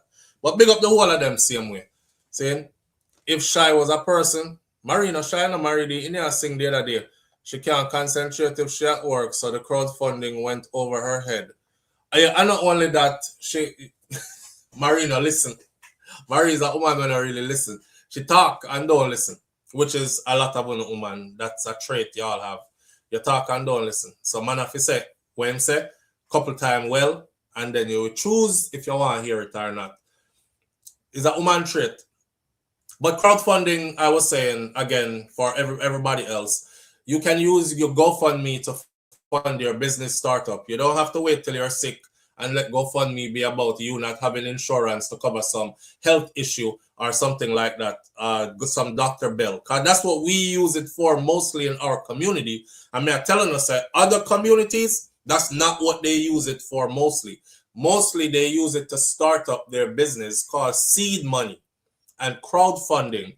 And if them have a product and they want to move forward with the product, it could be something that they designed. It could be a business that they want to turn into a brick and mortar business. It could be a product that they might try sell for themselves, right? And there are people who are using this platform to actually become real life millionaires with their product. That's why if you watch Shark Tank, you will see when they get on Shark Tank and they're like, okay, so how have you been? That's a wonderful product. How have you been selling it? And how much have you made so far? And you will hear them say, well, we started January 1st of 2026. Today is, let me just give you an example. Today is May 4th, 2026. So they'll be like, oh, you started 4 months ago. How much have you made so far? And they're like, well, to date, we've made 1.5 million. They're like, oh, 1.5 million in 4 months. How did you do that? They'll say crowdfunding. What was your startup cost? Our startup cost was $75,000, and we invested that plus 30,000 from each one of us. It's like 3 of them in there. So we have 100 and something thousand invested in this, but majority of the money was startup from crowdfunding. Listen when them talk. Crowdfunding, a GoFundMe, and other business funding sites they use to fund money from the public. Somebody get $1, somebody get $5, somebody get $10, somebody get $20. Before you know it, you have enough to start that business that you've been dreaming of starting. It could be anything that is up your alley and in your interest. So again, Jamaican and Caribbean in particular, we use GoFundMe to beg people for money when time we are in dire straits and it's an emergency. And I'm trying to tell y'all that you can use it for other things because it wasn't really meant to be used for that. People just figure out so them can use it for that. But it was meant for crowdfunding. Crowdfunding for any project you want to work on, right? Adapt me that try to tell Marie, but Marie never listened to me. That's why me that asked her if the woman who did open the restaurant and stuff, did she use crowdfunding? So I was trying to see how that tied into what I was saying, right? Anyway, yeah, them say Vybz Kartel too old now. You know, he's 50 years old now. If he stop and make other little youths go on, and he's turned into a social media influencer because he can't find a good hit. I saw somebody where they said him should have keep the song here to himself. Him should have keep the song here to himself. I was like, that's funny because, you know, I always figured that got to have a sonic air where, you know, when you don't follow other people, if you watch Kartel music, him not follow trend enough. Him actually set the trend. You have artists who follow trend, like, okay, them a sing about God, so me I go sing about God now too. Well, him sing about God first, in a way where it wasn't sung about in the immediate, and then everybody start taking on to it. Then he would sing about something else and everybody else switch to it. When he sing a song like Victory, that song there is an anthem song. And you might see it as, that not sound good and that me want to hear in a one party. But I bet you when you hear it in the party, you're going there with your friend and talk about victory From poverty to big dreams. Because listen to the words of the song, and what the song means is what gonna give the song life and make the song last. Kind of like Cargo. Now sell out my friend them. That's a monster song, you know. And I said it over the years that Cargo will forever be okay because of that one song. All if him make 100 other songs and them do good, I don't think Cargo could ever top Nah Sell Out My Friend Them again. I see Nah Sell Out My Friend Them as a song that could be closing down a big festival or a big stage show. Because that's the last song them are going to sing for the night when they're leaving, right? And you whole your friend them where they're the thing, you know, a good friend better than pocket money, the DJ are going to say. So if you have a friend who is a real friend from when, and you know your friend now sell you out and you not sell out none of your friend them want to put on in the ear, so your friend them they're right next to you right now. I want you put on them in the ear, so it's going to go down, you know, in history, you know. And then you're going to hear, nah, sell out my friend them. Nah, got this my friend them. Please, Jah guide and protect them. Love is what we... When you hear that, please, Jah guide and protect them. I love what we send them. Nah, sell out my friend them. Yo, that song they're going to live on forever. So, victory from poverty to big dreams. And all that who not gone from poverty and reach somewhere yet. Most of we come from poverty. But we might have never know it. But when we look back now, we are serious. We really never did have much, you know, but we did think we did have holy, right? But look what we done now, kind of thing. It's a celebratory song. Victory. It's a celebratory song. You're taking a victory lap, right? With your friend them, or your friend them there with you. Your family there with you, kind of thing. So it's a go live like that. Live on the air with SouFLo. Good morning. Flo, good morning. How you doing? I'm good enough, my brother. What going? Boy, I'm there. I see you did not try to get married to promote herself, but she stubborn? well, she did at work, so somebody will give her that today. She couldn't go sing out and at work. She had to try hide and take a phone call, actually. Yeah, I'm married. I was proud of you last week, married. Yeah. Yeah, I was. When she just step out and do the thing. Yeah. I'm married. Me say you're lazy. And you never come out and bash me. You actually come out and prove me wrong, you know? Saying. So, Flo, me hear you myself, that them say Kartel is too old. Them a call him grandpa now, man. Them say him is 50 years old. Him can't find hits again and him need to go sit down now and whatever. I was gonna address that, but me don't like to that's one of the problem that's one of the problem I used to have with Jeffrey.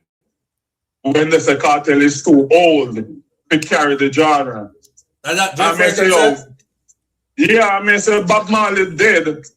A dead man a carry reggae genre and it's okay. But Kartel we're living is too old, but a dead man is okay to carry reggae. So, me understand. And you see what happened, Flo? The man go to jail and come out and appear Kartel song him and sing. Yeah.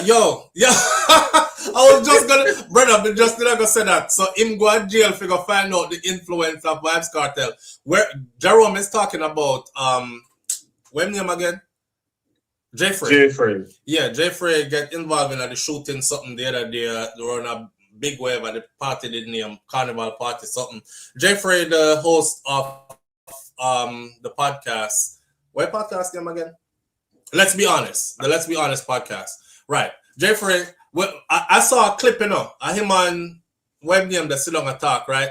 But me no walk and talk. Him and walk here, sit down and talk. Me no watch it yet, but me I go watch it. I haven't gotten the time to watch it yet. But when him say, I that the man them in there sing, dog, that's all you hear in there. And he must say, victory, the song that we Kartel her from poverty to big dreams. And me I say, wait there. Jeffrey, I say, I that them in there sing. Yeah, man, him a rock to it. And him say, I know, when him go to jail, him can relate to Kartel song, say, me there jail, I hold me straight. So I peer Kartel song him and sing. So I realized that some people will hear a song and say a garbage until they're in certain moment. That song is them use it as power to outlive them. Then them can relate to it. Yeah. Right. Who? Hey, you know me to take a clip from a video that's slow and send you just to provoke you people them. Me did send you a clip from that Jeffrey where Jeffrey said when him in a hospital. He said he come like a Jesus own the hospital. Because me see me never answer you. Me no remember. Him say me answer you, man. I think I did. Okay. I think I did. But him say when him in the hospital, him say I'm gonna start go church. He say no, I'm gonna start go church cause yes, bro, I'm gonna start go church because you know, we pray on them something about in a church thing and not only when problem catch you, you really realize say, cause him say when him there at the hospital, cause I remember him did get shot, right? Him say when him there at the hospital, you not think of Jesus hospital, cause that's all you hear, man, a ball in there. Oh Jesus, Jesus, God have mercy, Lord Jesus, save me, Lord God, Jesus. You see, I'm here, Jesus, to be here in the place. That clip there? Yeah, man. The man said no warder, no in there, no nurse, no doctor. I just Jesus alone them a call. Nobody now say nurse. No. Doctor. Just Jesus. Just Jesus. Lord Jesus. Boy. Hey, Jerome. So if they're hungry and them a feel pain, they fi call the nurse, you know. Lord God.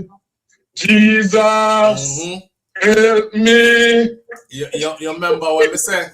Remember what me said the other day? Me say, I don't knock people for what them believe in because the life here are gonna make you have to go reach out for something. Now, whatever it is where you find your spiritual strength from, you're gonna have to reach out for something because things are gonna happen in a life where I go, man, I said I'm gonna break you, but you're gonna reach a breaking point.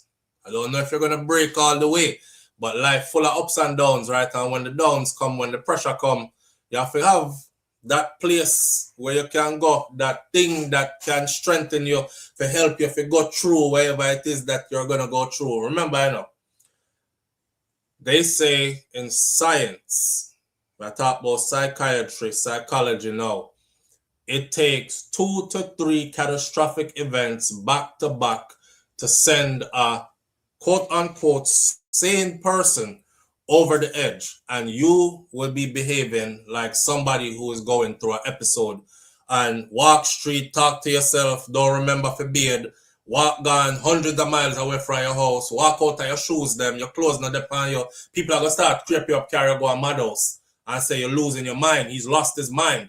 We look at people and we think that can't happen to me. It's 2 to 3 catastrophic events back to back. And you're there. 2 to 3 back to back. So you have to go have something for can hold on pan in them times, bro. So if you find it at Jesus, then him go on at Jesus. Yeah. And that's up. And so you know, so for years, that's one of the reason you try to live your life the right way. Yeah, bro. Because you always say, yo, people me afraid of karma, you know. So me not try sow bad seeds. Yeah. Because me afraid of karma. Yeah. And karma never miss its address. Kyle sure never miss me. I know when it did lick me too. I know when it did beat me to. The problem with some people is they be in denial. When them start suffer and everything them touch I turn to doo-doo, them over there tell themselves, and somebody over me, or me don't know, something right in my life. It's karma. It's karma. It's your karmic energy. It's whooping your ass, and it's going to continue to whoop your ass until you figure it out and start to make amends. That's why I get up every day and say, yo, me really, really wake up every day trying to be the best person I can be. You know what I'm saying? I try to stay away from the frigid energy and try to generate and circulate this beer, upliftment, and positive energy. Because anything you put out there, hit you get back. Plain and simple like that. If you put it out there in a secret, it'll go whip your ass in public if everybody can see it. That's why sometimes we see people, things happening to them, and we over here, then a Lord God, Miss Mary, a good somebody, how that happened to her? You don't know what Miss Mary did that do in a private. When karmic energy reach you reach you publicly for everybody can see it. But you thought your deeds were secured and nobody knew about them. You know? And here no flow, I'll show you something. Like me always say, when the social media beat CMR, because they used to talk things about the artists, them and beat all Vybz Kartel. And then But when film time come and you realize how these artists feel when you're popular, famous, and the whole people social media beat you. Me not see him ever do any more videos. The style of artists are call them out of them name, such man or all them things anymore. Learn him lesson. He's still around? Yeah, but there's no value for you to troll anymore or so on. No, I'm asking if he's still around because I don't see him. Well, me never did see him from before anyway, so. You know. I rarely even see him in my algorithm or the Carter family anyway. Right, anymore, right? No. Yeah, I'm thinking they're still out there though. But yeah. I don't know if they're still out there. But I'm thinking they're still out there. When me think of it, me say, yo, Kai Joy Empress used to beat me. And he remind me, say, me haven't seen my sister in a while. I hope she alright. Seeing Kai Joy Empress, right? Yeah, I hope she's okay. Yeah, me did I say the same thing the other day too. I hope she's alright. I haven't seen her in a while. I haven't seen Charlotte's Law in a while. But well, to all my families, if any of you guys in a chat group with Kai and she's okay, make sure you know say yo, SouFLo, me sorry. Go on, man. Go on. But yeah, man, the artists are do good, and the Vybz I'm wondering if it's just gonna be like a museum or like a display of dancehall, just like how you have the Bob Marley Stadium or Bob Marley Museum. That you think that's what it is? I mean, I think that's what it is. That's what I get from it too. Okay. And Lovely Aneka too. We haven't seen Lovely Aneka as well. Yeah, sometimes we need to check on each other because today they're here with us. And tomorrow you just never know what the future holds. That's true, bro. There's a actually, and I feel bad. I don't remember her name off the top of my head, but she was a green name in here for the longest. I mean, I see nobody call her name either. My mom said, you know, I have a friend where she have membership to your channel. You know, she tune in every morning. Her name is one of the names them in green. And my mom said, you know, she is in hospice care now. And my auntie, that's a nurse, is taking care of her. She's passing from cancer. And I said, damn, that's why I hadn't seen her. Cause when mommy said the name, I remember the name from in here. And I was like, I haven't seen her in the chat in a while. And then, of course, my mother was on her way to a funeral one of these weekends. And she said it was her funeral. So she passed just like that. And she came from in this chat. So yeah, things be happening in our life where, you know, we can check on one another, man, and see if our, you know, call out and say everybody all right, you know, doing okay, kind of thing. It just. And I'm the type of person when me pray, me always pray for my friends, my family, my loved one. And me always pray to also Father, watch over my enemies. Where you do that? What I mean by why you do that, sir? You pray for the God to watch over your enemies. All that too. Watch over them and keep them away from you. Even that. Remember, I saw a post on Facebook one time where somebody said, them wake up one morning and pray God to protect him from him enemies, and he realize he start lose friends. Remove all obstacles out my way, dear Lord, and your wife pack up and left you gone. Jesus Christ, that was the worst one. Yeah, I say hallelujah. Just keep it moving. Yeah, you asked to remove all obstacles out of your way, man. Yeah, but some obstacles you need it, you know? No, you don't need no obstacles at all. A race they said, woman, you can live with or without them. Yeah, but it don't have to be that the woman there. A woman can either be an obstacle or she can be a help. So, you know, you don't have to have a woman where is an obstacle. Obstacles have one where is a help. Obstacles have literally make you sometimes know that you didn't have inner stuff in you. It activate the fact that you can run, and because there's something in the way, obstacle in the way, you elevate and jump 10 times higher, which you never know you could. Well, me no want that. Because I might pull a hamstring or something with all that jumping. Me no want you come be no obstacle in my way, woman. Be me help or come out of my way. So based on the fact that you said, they're saying that the artist is too old. What do you have to say about that? Well, because most of our leaders, Donald Trump, most of the politicians, they're always, most of our leaders is already old. The Pope them is always when them and them dying bed at that time. So we have never to see any young leader. So why them are try to remove Vybz Kartel as a leader for dancehall? He's too old. When almost all our leaders from PJ Patterson, you name them, Donald Trump, so even our previous president. You talk about like them say, oh, Kartel too old and he need to step aside now and all these things.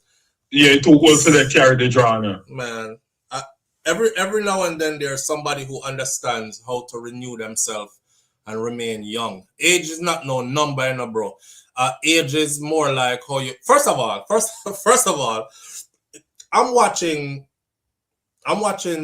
new generation. I'm not talking about new generation as in 30-year-olds that are your prime. And I'm comparing 50-year-olds to them 30-year-olds. And if we put the two of them side by side in our room, they actually look like they were born around the same time. And them look like, you know me, I said them are age group mate. Now this person has like 20 years over you and still look like say close in age and come from the same age group. That is one. So as long as there's somebody who take care of themselves, you know what I mean, and somebody who is still sharp and witty with it, and somebody who is still at the peak of their creativeness where others can't even reach the peak there, why give it up? Why give it up? We're the only people that do that too. We are the only people that, if you watch them white people here, their favorite artists, they will go do shows. They will literally walk on the stage with a walker. I push the walker, go stand up at the microphone and sing. And they still sell out a whole stadium. We have this thing where we feel like we have to tear down one in order to elevate the next one, or if somebody made it, then you look at them as you're the reason why others can't make it. Instead of looking at them like they're the blueprint and others can make it too because they did it, we look upon them in a hateful way. Like, you are stand up in the way. Come out of the way now, man. You're too old now. You did rich already and you have this success too long now. Let it give somebody else. That's a dumbass, ignorant mindset to have. So Kartel running dancehall at 50, I think him just getting started really. Because he's doing things that none of them has ever done, and it don't look like none of them are gonna ever get to do it. But me now put goat mouth on people's life, because you never know what tomorrow holds for a man, right? The next guy coming up will probably be able to accomplish that and even more, but he's doing great things, and he's looked like he's going to be doing even more greater things to come. So where is the fall-off line? I don't see a fall-off line for him. But recently, remember he did a video when him said when him fall off a C-bike, that's the only fall you'd ever seen fall off. Yeah. But then I don't see a fall-off for him coming anytime soon. Remember, I know, bro. Right now, he's about to do the Vybz Island experience. The Vybz Island experience is who else did that? Now, granted, I think this is a spin-off of the Marleys them Welcome to Jamrock Cruise. But the Marleys them Welcome to Jamrock Cruise, something is more like reggae music cruise. Kartel thing I gonna be luxury, but dance hall. Why nobody else never think about that before? I'm going to do it. 2 ships, 2 luxury ships, a private island, 4 nights, 3 days straight. Why nobody else never think about that before? He's still setting trends. He's still doing things nobody has ever done before. You notice how everybody I run figure do Barclays now? Them couldn't do Barclays before him did do it. So as he step on one thing, he move on elevate to a next thing. Left it get them to do it now, so them can say we can do it too. Now he's on to another thing. Watch and see if you're not gonna see some dancehall crews coming up next with somebody else doing it as well. And then he's gonna move on to another thing, the Vybz, the museum. Somebody else are gonna start create for them own museum now. Them clothing line and clothing store and all that, brick and mortar as well as online. Them are gonna start do that to after him, right? Vybz Rum, Straight Vybz Rum, all these other kind of things. Like he's doing things that others have not done yet, and still making music at a high level where them not even reach up there yet either. So 50 no mean nothing when you talk about a cartel. No, and what me realize is that because the man are dominating social media, now you have many artists out here really they work harder to keep up. And that's what dancehall means. And then Baxter, because he's getting a lot of money off social media too. Yeah. He's cornering the social media market too, and he's getting the checks are coming from everywhere, right? There's no secret about it. You can make a lot of money on. You ever go part? Me not go part Cartel live them, me not live on TikTok and stuff, but I see when other people share them, right? Cause me not too deep on TikTok and I don't know when they're going live. So I see other people share them. And when I say other people share them, me have to really sit down and watch and say, it look like you have to have money for these people give you money. Cartel rich no rotted and the amount of money me see them keep on a game. Just a game, so and a game and a game and a game. Me I say blood fire. And I watch a man pocket, you know, but I'm watching the rate at which the money is just coming in. You know, the one where the dollars them just spray all over the place. So yes. And the next me see lion I go cross screen and stuff. I'm looking up how much is one of these lions? How much is that money machine? How much is the 6,000 sitting US dollar, 4,500 or something. Then you have like they're just hitting all day. People mad. Remember the little youth where did a run TikTok out of Jamaica? His name starts with a J. Even him, Jaden. Even Jaden did say so. Cartel. Oh, I know Jaden. Saying. I went say. Jaden. Jaden, you say. Yeah, no, so real name. Yeah, come see film content and it is definitely along those lines. Cause we never run them kind of joke there before. I will never run those kind of joke before, right?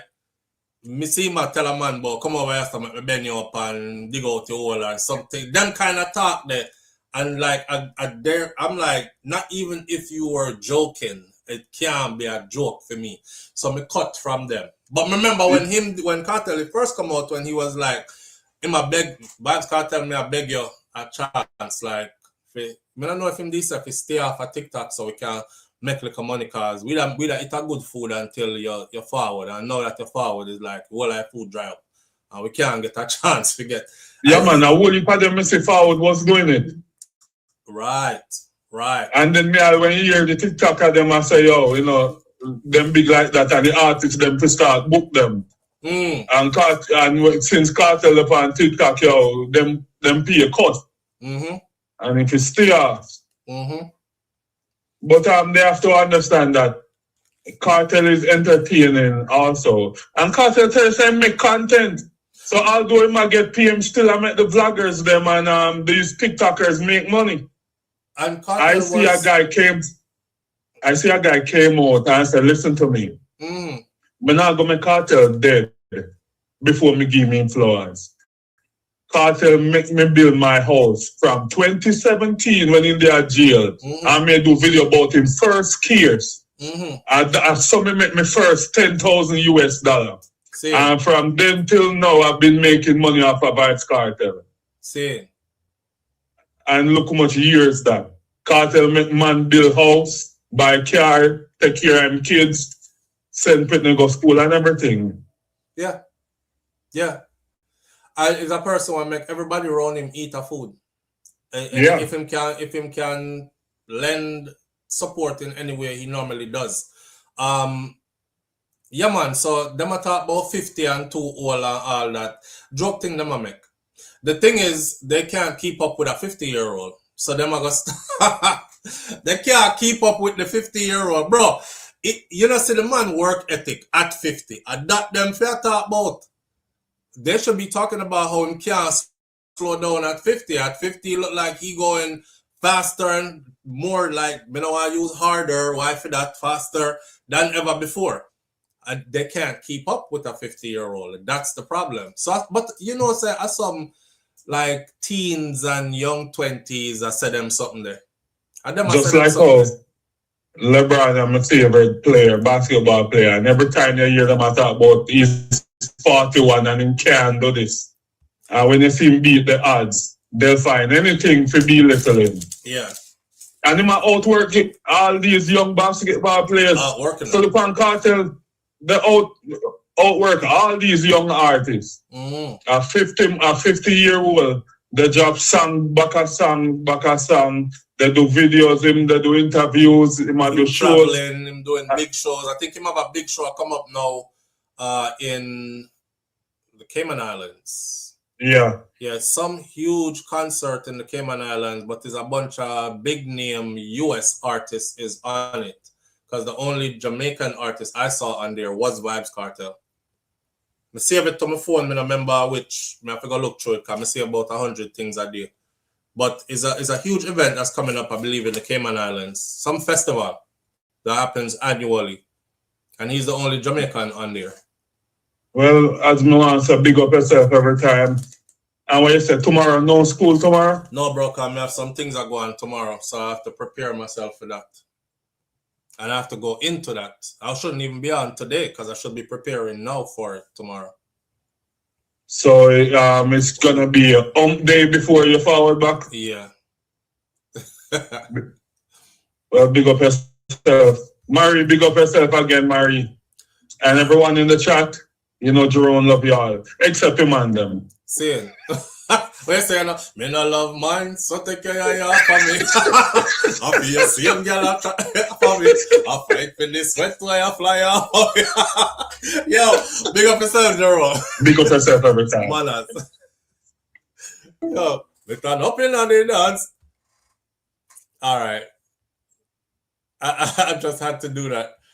What somebody said, Kartel had time to sit back and watch the genre from outside the box while everyone was inside the box, but he was inside the box, if that makes any sense. That make perfect sense from Big Father. That make perfect sense. He had time to sit back and watch the genre from outside the box while everyone else was inside the box, but he was inside the box, if that makes sense. Makes sense in more ways than one. All right, we're going to talk about, let's end the cartel stuff. Hold on, let's take a phone call. Live on the air with SouFLo, good morning. SouFLo, hi. Hi, family, how you doing? Oh my gosh. I'm okay. I've been trying to call you for like the longest time. Really? My calls ain't going through on WhatsApp. I don't know. It's not ringing. It just says calling and it's not going through. I tried calling you straight, but then every time I call, it's at the end of the show and then I miss it. So how'd you get through now? You know, I'm here listening, but yeah, I always miss you. There's something important I need to talk to you about though. I need to call you off air, if that's fine. Okay. Yeah. Just you'll see when I go off. Okay, you want to answer them? Yeah, I'm taking note of that number. So when that number show up, I'll answer. All right, I appreciate it. Thank you. All right.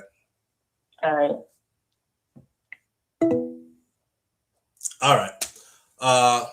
All the best for tomorrow, SouFLo, Godspeed. Thank you, family. Where said am I going like so here what? We're gonna leave it like this at the cartel part and move on to our next topic. So Vybz Kartel, at 50 years old, the problem is that they can't keep up with a 50-year-old. That's what the problem is. The problem is actually watching themselves being outworked by a 50-year-old. So them start draw for age and play this ageism something. You know, the sexism, racism, ageism, the ageism something them are play. They're drawing for the ageism card. It's amazing to actually see a 50-year-old. But not only that, he predicted this, that he was going to do it at 50. So if you see him do it, live on the air with SouFLo, good morning. SouFLo, my brother. Wagwan, fam. Manners and respect, you know. Manners and respect, my brother. Oh, that's something, man. All right, good. You know, sir, when they are listening for the morning, but some they are going to try and look at them school fee and then sitting there. Hey, Polly, yeah. But here I go on. I some kind of a little bit off topic, but kind of the topic somewhat. Anyway, so if you don't watch the Jeffrey interview, then what do you want? That Jerome talk about just now. Me not watch it yet. No lie, still enough. I interview the bother me. What go on in there? Interview. But I'll tell you what the interview I mean realize nobody not even talk about. Why is it jail for make you look like say a big thing to go to jail? Like it's a thing.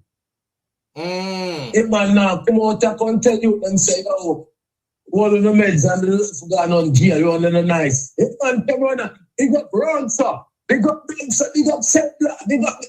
That's how what they one class to go on, sir. Really? Something wrong, Virgin. Like nobody realizes this. I'm not even telling you what them say, yo. I'm going to jail. The man making jail so like he have a time and it's so pussy class. Nobody now makes this. Like it's a badge of honor. I understand you talk about the experience, you know. But the joy and the excitement for you talk about it, bro. Make you look like saying that thing figure around there. Like, you need to go see what going around there. You don't rate that? Take man, we are influenced. Yeah, I don't watch it yet, so I can't comment on that. We lost youth. We lost youth. So if me not glorify it more than anything, and that you say? Yeah, me not gonna tell you say him a glorified person, but yeah, man, me not tell you say him a glorified. But me just not hear I tell the youths them say, yo, go and get yourself caught. No, go on a jail. This, that, and if there's a problem with me, this, that, and the third. It think bigger than that, brother. Me not watch it, bro, so I can't speak on it. Me have a problem with that. Me don't know enough people don't have a problem with that, but I have a big problem with that. Me I go watch it and see. If I get out of it. Hey, off topic. You know, a big flex when you can sit in your yard and make $500 on your phone. You know, that's a big flex. See. All right. Say this. Big up for myself. Manners and respect, bro. Manners and respect. Live on the air with SouFLo. Good morning. Jerome is a real antagonist. Why Jerome love bother me so? He's motivating and the person will say me shy. Them not really know me. They need to go to Marie's Message 411 TV and they will see say Marie no shy at all. That is our YouTube channel. Is Marie's Message 411 TV. And I do listen to you. Me day at work, so me distracted. Right, and that me did say she day at work, so she can't sing out loud and these kind of things. And tell Jerome say, I know for me channel, a SouFLo channel, me can't just come on your channel every time I want sing and promote myself. You know, I wouldn't mind. Especially when we not depend on the subject. Seeing. But you know, I wouldn't mind you just plug it every now and then. I don't know. I'm not like that. When you have trouble, don't cry. Don't cry. Just remember that Jah is standing by. May I go back over? Wait a minute before you go. Who that in our background at home? Nobody. I just me. Oh, okay. You sound like you have a backup singer there. No, I just me. Okay. All right then. Big up yourself. All right, later. All right. I swear me hear a man in the back saying, I never hear it. Or my ears. BM, you never hear it. All right. That was Marie's Message 411 TV. Her artist name is Jata Marie, Jahtamare. I spell it out loud, so anybody watch the video can always rewind how them want to spell it and go look her up. And then her YouTube channel is Marie's Message 411 TV. Very interesting individual indeed, and she is also a part of this family right here. On a regular basis, Marie there, so don't feel no way about plug your thing. For the rest of you, I've said this to you before, right? You don't necessarily have to tell me if you do it. The lines are open. If you're a member to this channel, call in. If you call in every morning, I would not be upset to call in every morning and say, don't forget my business is so and so, and I'm at .com, blah, blah, blah. When me I gonna be mad for? Your whole membership to the channel. I couldn't ask for any more support than that. So you can definitely call and always plug and promote yourself here. I don't have no problem with that. All right? All right.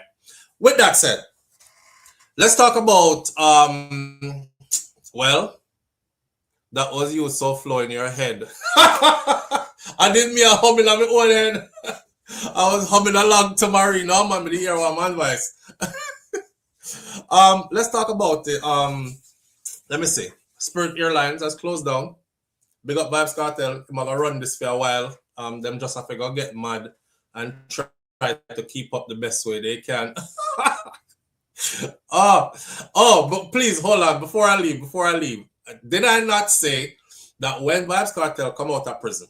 I said this. I said when him come out of prison, whoever has the spotlight now, then better make the best of it, because when he gets out, it's the people them who are aligned with him or him is mostly going to be the ones who are eating a good food.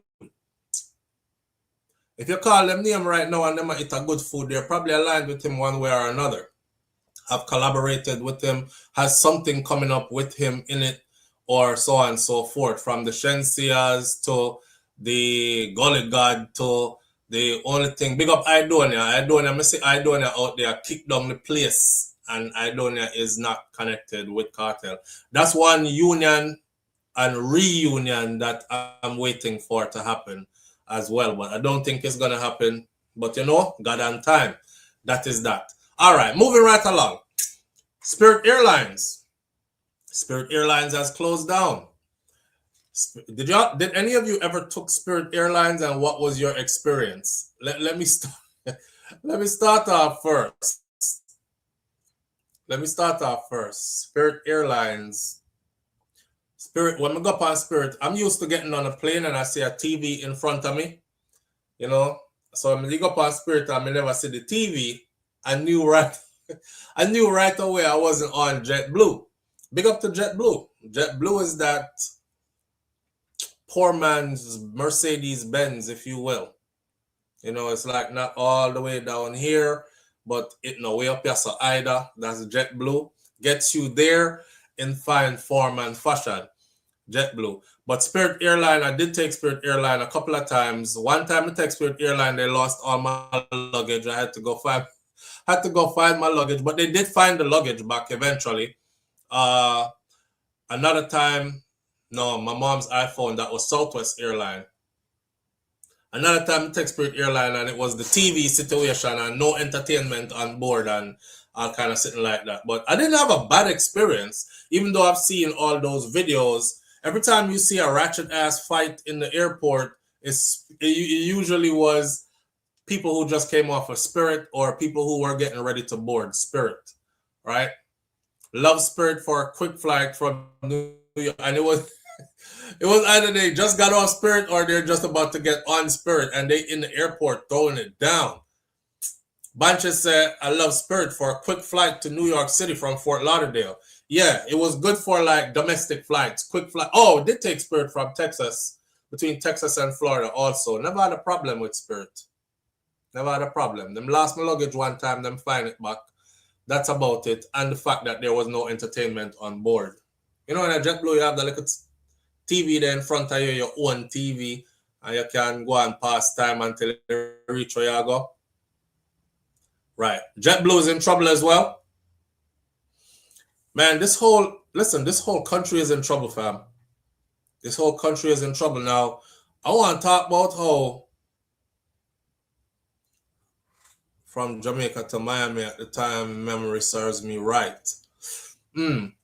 I want to talk about how the Spirit closing down is over 17,000 people just lost their jobs. Spirit flew their last flight yesterday. It was sad hearing, because they were playing on the news, they were playing like the pilots checking out, and the pilot land the plane, and the pilot said, oh, he's flown for 20-something years with Spirit, and this is an emotional moment for him. He's about to land this plane, and this will be the end of his last flight. I'm like, damn. Over 17,000 people just lost their jobs from the one airline they finally closing down. One Spirit of Jesus, and no work with everyone's flow. When Jesus' Spirit come and shower you with blessings and money, go jingling in your pockets. All right. Well, at the airline Spirit we are talking about. All right. And Jesus can't be the one Spirit, because them talk about Holy Spirit. So Father, Son, and Holy Ghost, and all kind of sitting. For real, for real. Spirit of the yellow bus of the sky. The yellow bus of the sky. Yes, took them to JA. Was late going and coming. Oh, delayed. Yeah, that's another thing. They were delayed. The flight was always delayed with Spirit. That's one. They lost my luggage. That's two. But we did find back the luggage. They found it back. I went and got it from there, lost and found. That's two. And yeah, when you see people in that fight all the time, it was Spirit. They were either going on or getting off. But it was good for domestic flights. Yeah, you see that? What you say? Best me took Spirit, then delay after delay after delay. JetBlue is filing for bankruptcy too. That's gonna suck. That's gonna suck. If you fly out of Orlando, Florida to Jamaica, JetBlue is the lick. JetBlue is the lick. So I guess it's gonna be what, American Airlines alone now? And then let's talk about the price of these tickets that's about to go up, because with the less choices you have, and the more the other one them can skyrocket the ticket and you don't have a choice. Bankruptcy is a strategic move at times. Yeah, so if JetBlue is filing for bankruptcy, it doesn't necessarily mean that they're closing down, like Nans is saying. It's a strategic move at times. They might not be closing down. It might be to protect some assets, and they'll continue to move forward as a company. But Spirit has officially closed down. Those yellow airplanes will not be seen in the sky anymore with the word Spirit on them. They actually said that, I think Elon Musk is looking at buying out Spirit and painting over the planes and upgrading them and turning it into another airline. I don't know. When we think we have a problem, over 17,000 people have it worse at SouFLo. Yes, fam. That's why I always get up and give thanks every day, For you wake up healthy and these things, give thanks, because somebody always have it worse than you, man. All when you have it bad, somebody have it wasara. That's our made-up word from Jamaica, by the way. Wasara. That means it passed the worst, right? Somebody always have it wasara. 17,000 plus people wake up to no career, gone. Not just jobs, career. You're talking about aviation mechanics, you're talking about pilots, you're talking about air hostess, you're talking about line cooks, you're talking about the people them will run the terminal, them you're talking about all of these, all suddenly unemployed. Yeah. So, I mean, I don't know what we can do. I'm just pointing towards one thing, though. Look at who's in power. And I know they're trying to switch the blame as usual. They're going to blame Obama. They're going to blame Biden. They're going to blame everybody else they can blame. But the individual who is in power right now could have saved it. Just chose not to. Just like all the other corporations that are going to close down or have closed down that we didn't hear about because they weren't as popular as Spirit. And the Spirit alone closed down as big corporation, that thousands of people has lost their jobs. Other corporations across America have closed down. Some of these big chain stores that you know have closed down many of their stores across the island. Across the country. If you just get on Google, right, and look up chain stores that have closed down or are closing down in 2026, just Google that, and it will tell you all of the places that were closed down or closing down majority of their stores. Things are not as bad as, or things are not as good as we are pretending it is to be. But I guess that's a part of our coping mechanism. Things are not as good as we're pretending it is. You know? I mean, thousands and thousands. Right now, hundreds of thousands of people have lost their jobs. And I saw this morning, 4.3 million people just got put off public assistance and food stamps. So, I mean, do with it what you will. Right Aid is one of them. Yeah, Google is going to give you the whole list of them. Who grew up in the Kmart era? Y'all remember Kmart? Hey, SouFlo, what are you doing to lose the weight? I would like to know, because I know someone who wants to lose weight. Their best, but a very long time. Stop eating.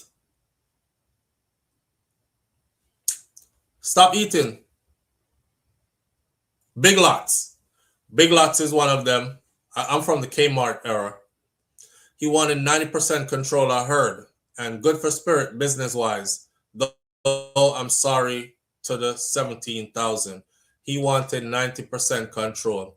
So it's like starve them into submission and then end up owning the brand, right? That's some hostile takeover-ish. Big Lots is one of them. Macy's is closing a bunch of stores as well.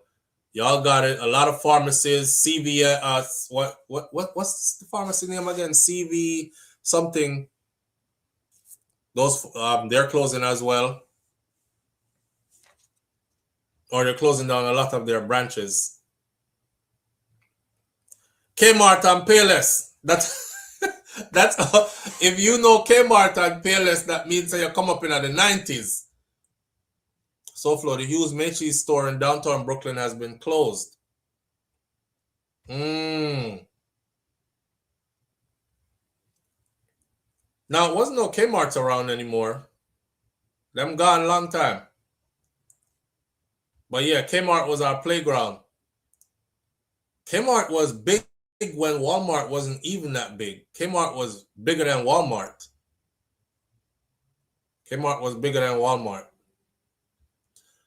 Somebody said, don't take Ozempic though. So give me some advice on why not to take Ozempic. The US falling so bad.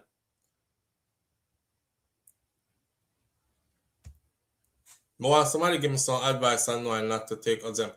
Me not take no Ozempic. I already know that Ozempic was supposed to be a diabetic medication that people started abusing and found out that the side effects to it is that you lose a lot of weight. I heard one person talking about it and said people lose a lot of weight with Ozempic, but they don't tell you about the shits.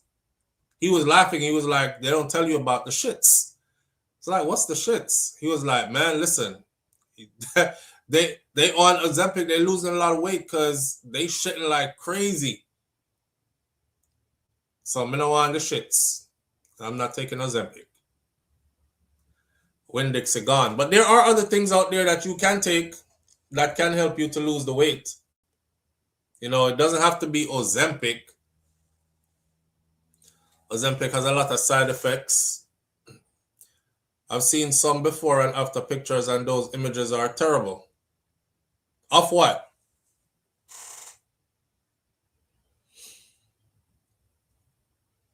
Payless was like my mom's favorite store.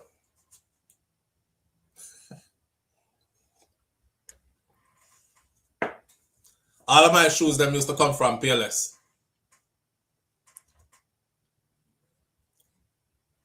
I bought a bicycle from Kmart back in the day on layaway. They're losing the weight way too fast for their bodies. Okay. So you end up with like the big head and jawline spread out and all these kind of things, right? Remember, you know, I've been at this since January.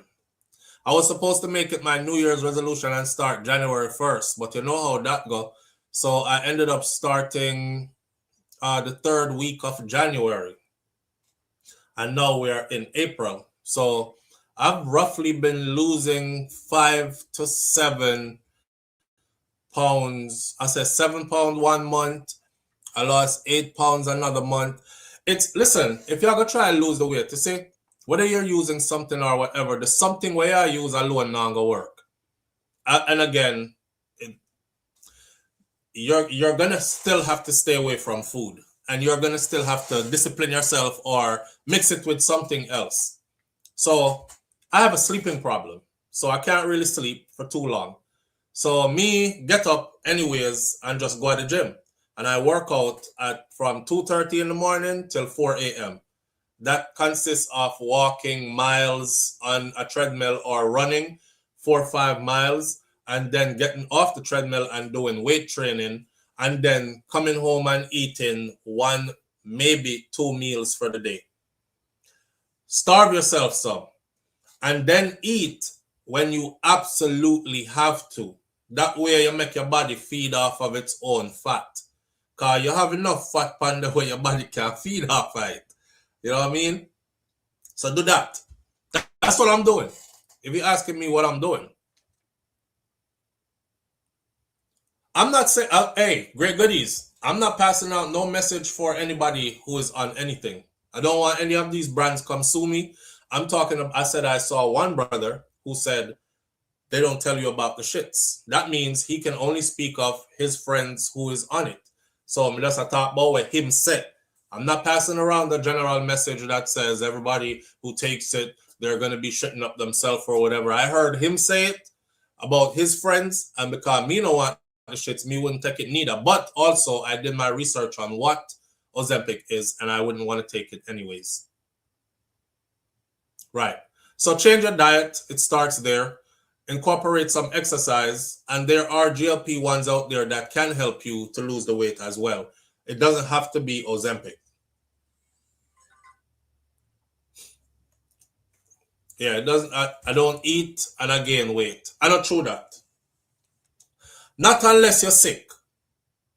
Me not believe that. I'm not gonna call any name, but there's this one particular individual who, you know me very well and I know you very well. Come around at your house more time, right? Obviously, there's somebody who close that. And that person will be there eating out of the pot in the kitchen and be saying stuff like, see them here? Boy, I don't know how me keep on I put on the weight, so me not eat a lot, you know. I don't eat a lot at all. So them in a pot, you know. I don't eat a lot at all. It tastes good, you see? Yeah, me don't know how me I put on the weight, so I don't really eat nothing, you know. Every time I see you eating though, but you don't eat a lot. You have to be honest with yourself. Yeah. You have to be honest with yourself, and you have to really change your diet. You would be surprised how many times you eat throughout the day and how many things you eat. And that's another one too.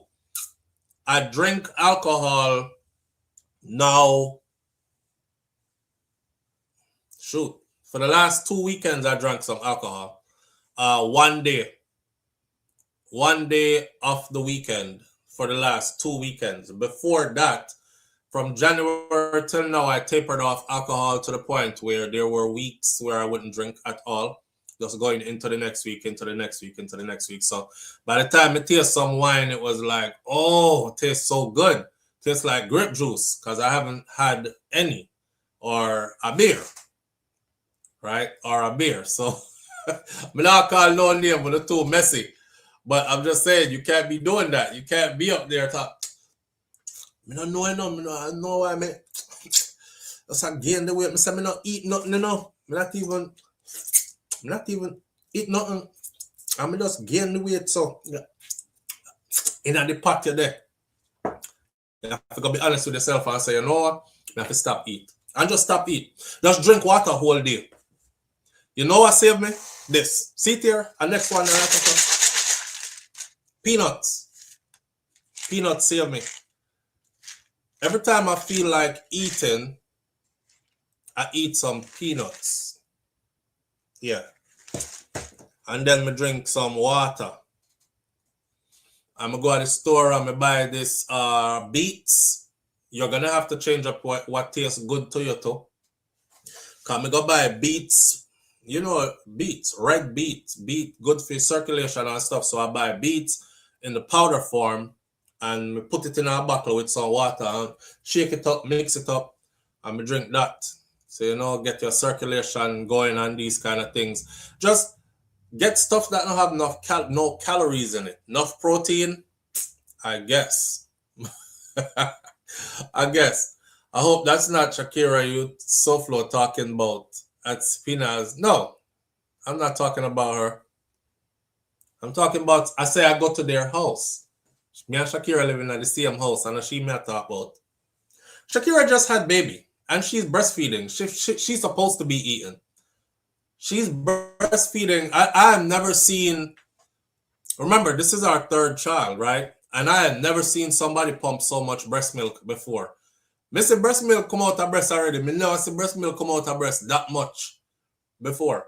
And I am thinking that the Most High will create the amount of food that that child needs. So my daughter must crib because our mother produce a whole heap of milk. Now, in order for you to produce at that level, you're going to have to consume. You have to eat. You can't maga down and then breast dry up and the baby has suck dust out of your titty nipple them. So she's cool. She just had the baby. The baby is only 3 months old or 4 months old. 4 months old. She just turned 4 months. She turned 4 months and she start food. She start food now. Eat in moderation every day, 2 hours, but not full meals. Every 2 hours, but not full meals. Fruits and nuts, healthy meals. Breakfast, lunch, dinner, not portions for 3 people. Exercise sensibly, not galloping all over. Not galloping all over the place. We do everything in excess. That's true. Mistress B, that's good advice. Because we do everything in excess. The phone right here, fam. And I don't know, great goodies, I don't know why it's not ringing. If you're calling it on WhatsApp, try calling it without WhatsApp and see. Let me see something. Something might be wrong with our WhatsApp. Either the WhatsApp full. I mean, 5 up call and get through. Jerome call and get through. But the other sister said, it says your version of WhatsApp became out of date on April 23rd of 2020. On April 23rd of 2026, please visit the Google Play Store to get the latest version of WhatsApp. My bad. So last week it was, me think say I did the phone with me never pay the bill. And today it's an old version of WhatsApp we're operating off of. I just hit the reset button. I'm downloading the new WhatsApp. Yes, that's, yeah, not galloping all over the place. But you know, say something like that, I saw them raise we as Caribbean people, we were not taught to eat in portions. Especially no modest portion of food. Because your plate have a full. And you have to eat a big plate, not true? So try a little, you know, so them share out your food, you know. And you get a big plate of food. So when we get bigger now, we just feel like say the plate is supposed to get bigger. And that's not true. That's not true. And then we get bigger as we get older because the plate them get bigger because, yeah. I used to eat 10 dumplings. Now I just eat 9 dumplings. Darren said I used to eat 10 dumplings. Me used to eat 10 dumplings. No, me just eat 9 dumpling. I want Andrea go out with over there. Yo, Darren tripping. 10 dumpling, you can't even use the time. Oh, see ya. Live on the air with SouFLo. Good morning. SouFLo, morning. Morning, family. I call it from WhatsApp and it now. Did you call outside of WhatsApp? Yeah, I did. Okay, and it worked. I'm downloading the new version now. I just see a message from the phone that says my version of the WhatsApp version I have expired from the 20-something of last month. You gotta keep up, SouFLo. I know, man. I got too much going on though. So listen, I'm not a promoter of the GLP-1s. Right. I just called to say that I'm in menopause right now, and it was hard for me to lose the weight. Right. I just turned the half a century, and the weight just come on. And the weight just stick. The weight just stick and now move. I'm very active. I'm always in the gym. Me reduce my intake to 2 meals a day. Now lose nothing. So that's my last resort. That's what I was. I'm not promoting. Right. But at the same time, you still have to take responsibility. You know, your portion control, your exercise, and all of that. Absolutely. And you know what? Too much weight pan you are gonna kill you too. And your knees. Yeah. All your joints are gonna be hurting after a while. Your whole body is gonna be changing. Right. And you can't go bust it down no more. You can't. You can't go bust it down no more. Right, because after 50. You're gonna can't come up. You know what? Why don't go down there? Stay down there. All right, SouFLo, bless up. Big up. Bless up. Alright, so now why not go down there? Hey, now why not go down there, turn into wine and stay down there? You don't even go down no more. You pass them here there, you just bend over and shake like a bit. So you know, but bend your knee them because you know what that mean after that. SouFLo, hire your daughter to be a secretary. I need some secretarial assistance. I don't know. My mother definitely teach me food discipline. It kind of traumatizing, but now I'm older, I understand. But have you been living by it though? Were you living by that food discipline though? Estrogen and self-control drop. Oh man, hold on there. I can only portion on certain meals.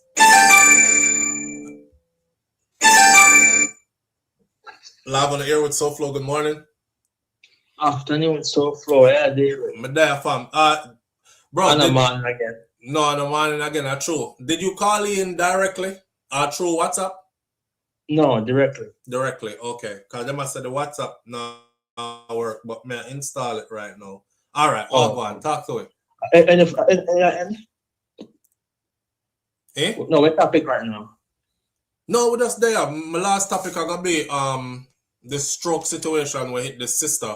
So we're not gonna go into that. But before that, we were only talking about Spirit Airlines closing down, and then we did a talk side argument. They are talk about losing weight because somebody asks in the comment section, "What am I doing to lose the weight?" Because they know somebody who they're trying, but it's not coming off. So may I say, they must say, don't take Ozempic. May I say, Ozempic is not the only thing out there that can help you to lose some weight, but you're still gonna have to discipline yourself and watch your diet and these kind of things, exercise and so on and so forth. Yeah, you know what I said? My wife tell myself, if we talk about check up, come to Jamaica, I'm going to check up you must live on your yeah. But she said, no, I can't live so. And I was just fun around for that. Then, and then she mentioned me youth and say, so you're dead like the youth then. Because if it's like, it's what you want and it's healthy, check up on yourself. You know what I mean? There's no guarantees. I'm not saying, well, when I tell confident, make it anyways, man. I'm one thing. When you force me, I'm a good doctor, then I'm learn a lot about me. A doctor, the results of my thing, I'm learn a lot about me. Things I'm should stop doing. So that's when I start. Like your triglyceride levels and these kind of things. Everything. Cholesterol high. The man said, now at your age, you can't do the same things doing in your 20s. Your life change when you get older. Right. You have to respect it, and also at this age now, where your body could have burned up, where your liver, kidney could have processed fast and back to it. Start slowing down. Yeah, the organ get old. Yeah. So the organ can't not as fast as you see both again then. So when you eat the same thing, the way so you eat going in the bloodstream and your artery, it clog your artery because you live on a burn that fast. And so and the rate, because man can't just go to and know my whole history. So the rate of me eat low, sir. So the man said, pick up on that, and my wife, if you actually said, Juice, if we stop drink drinks and tap with meat. I be a healthy food, I be like cashew coming like peanut, I'm allergic to peanut. Yeah. So I be a cashew and I'm taking the apple. I'm kind of scared of the apple in America. I'm not know if them organic, if I'm real, you know what I mean? Yeah, but I just think I'm have to eat and think. I probably say I'm slim down, hungry. You slim down. Oh, yeah, my wife say, how I get bulk up and me never fat enough, but you know what I mean? I have a decent body and bulk up and look sexy. She don't look sexy. I know she say look at some bum. Can look so cold. Yeah, man. Oi. Yeah.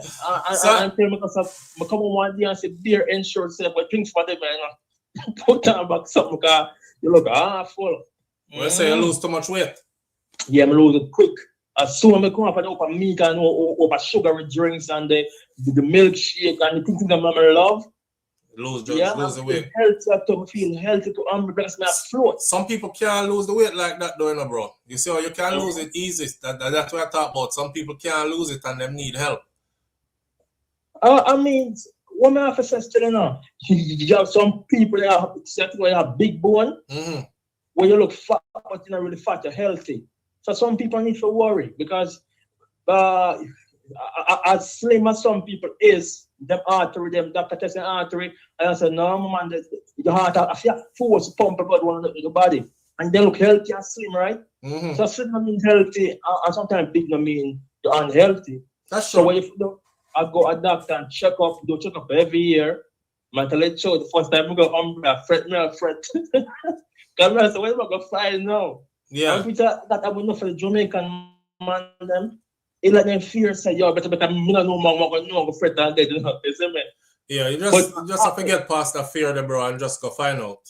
You have to go and down. You can have a stroke waiting to happen. You can have a heart attack waiting to happen. It's best to know and catch stuff before it actually really happen to you.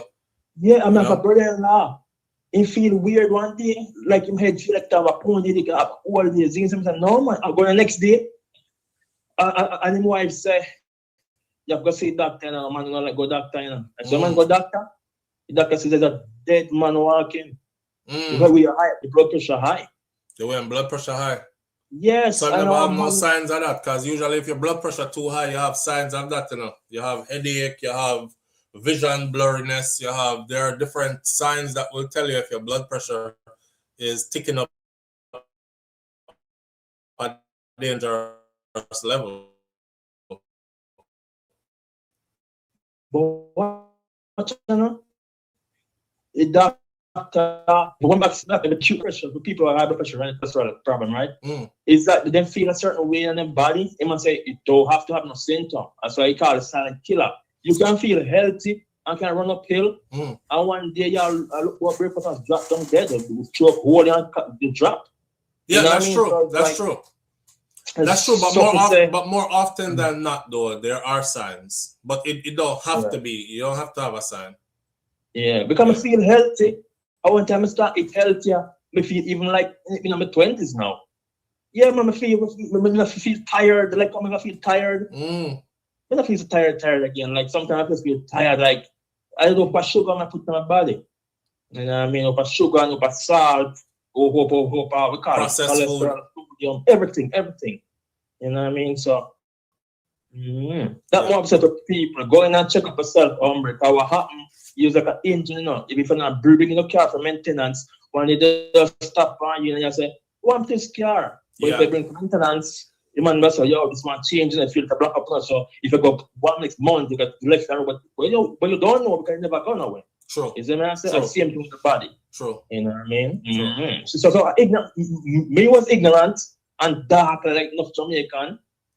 And I'm not really dark with that, but it's like how we grew up. How we grew up, man, it's a cultural thing, especially us Jamaican men. The woman them, we go a doctor, but the man them, it kind of hard to get a Jamaican man for going a doctor office here, so. Especially when it's the next man, you're going to see and you have to take off clothes in front of man, and man are going to feel you up, and you know what I say, all these kind of things, but we have to go. We have to go. One more strike. As I'm treat my wife, I'm treat her for she care about me. If I'm alone, that's still there and I do it. You get what I'm trying to say? Same. I she have to compel me say, go, tell them get annoyed and you know what I mean? I'm saying I'm just going and done if I don't say no if I'm back. And so come start do the thing better and you know what I mean? Better. So every man need a good woman in their life because your man live forever and the man like dead, you know, and she have care about you. Every man need a good woman in them life. A good woman. A bad woman will kill you faster, you know. Look on Kartel. You hear what I just said? A bad woman will kill you faster, you know. Quick and fast. Yeah. So every man need a good woman, not a bad woman. A bad woman will kill you faster. Yeah, the other things. Get a good woman in your life, a partner. It's okay, have a youth then. And you have a car in your house, get a good woman in your life, and you'll be okay. And if you can't get a good woman in your life, don't have no woman in your life. Exactly. Yeah. You don't make no sense. Yeah, but that go for everybody too. Cause same thing with the man them and the woman them. If you can't get a good man, just stay by yourself, woman. Better off. Which brings us to this next conversation that I'm about to have. The story we're going to get into about this doctor from Jamaica. Let me talk about Kartel quick. Say something about Kartel quick. Go ahead. You see culture in the hombre. People are expandable. It's like expandable. It's like you buy a sanitary items. We call it thing, man. When you use disposable things, right, like plates and stuff, and that's when it get old and thing. So it's just same stuff. People who treat Kartel is like some fans. People say that they fan the Kartel, but they're not really hardcore fans like me and you. So as soon as he look old and then his face look different, because about the age of SouFLo, I tell you straight now, it's a psychological thing. And your Kartel like come back a road and looking the same way with the same age and who does so them right now. Anyhow, Kartel come back a road with the same 15-year-old, but him face slim down, him look more healthier, his voice more, you know what I mean? You know, the people Stop right there, son. Stop right there, son. That is something impossible to do. Here's the thing. Everybody who is 15 years away from 50 right now, or 20 years away from 50 right now, them feel like say is 50 years before them reach 50. What could I say now? Everybody who is 20 years away from 50 right now or less, look at 50 like say 50 years from now, them are gonna reach 50. You hear me? Yeah. This mindset also have them thinking like them, how them look now is how them are gonna look when them reach 50. Remember, I know the man do 13 years of prison, you know. I dare anybody right now to pull up 14, 15 years ago pictures of themselves and look on the picture they're good. And be honest with yourself. You don't look the same. Don't look the same. So it's only a delusional person would want the Kartel look the same like how he did look 15 years ago today when he's 50. You know what I mean? You're going to change. Everything about you is going to change. You're not going to look the same 15 years later. Yeah, we look right? for Zane. My face can say a new style of hair for your face, Zane. I will never say tired this and look at every man now. I'm trimming down low. I'm some seam on my face. Like, what call it then? Like, it's like when I laugh, the crease there, it dead now permanently. You know, it remains after I stop laugh. Like, you know, bright stuff, I can see it. So when I'm the umbre, with it, voila, with skin, I get older. You don't go to one place forever. But I think it's a part of sick too. One look like I said age, even 5 years and older. I don't think so. Because Kartel don't look no different now. Now him look healthy, and he does not look 50 now. So I don't know if he still a look pan like Kartel when him just come out or something. But yeah, change off. The picture when me put up this morning, used for the icon here, was taken over this weekend. Yeah, so, but see, now, it's one to see one way. It talk about first impression at first sight. When people see for the first time and capture the image there, and them not the hot. Well, you know what I mean? They'll be all right.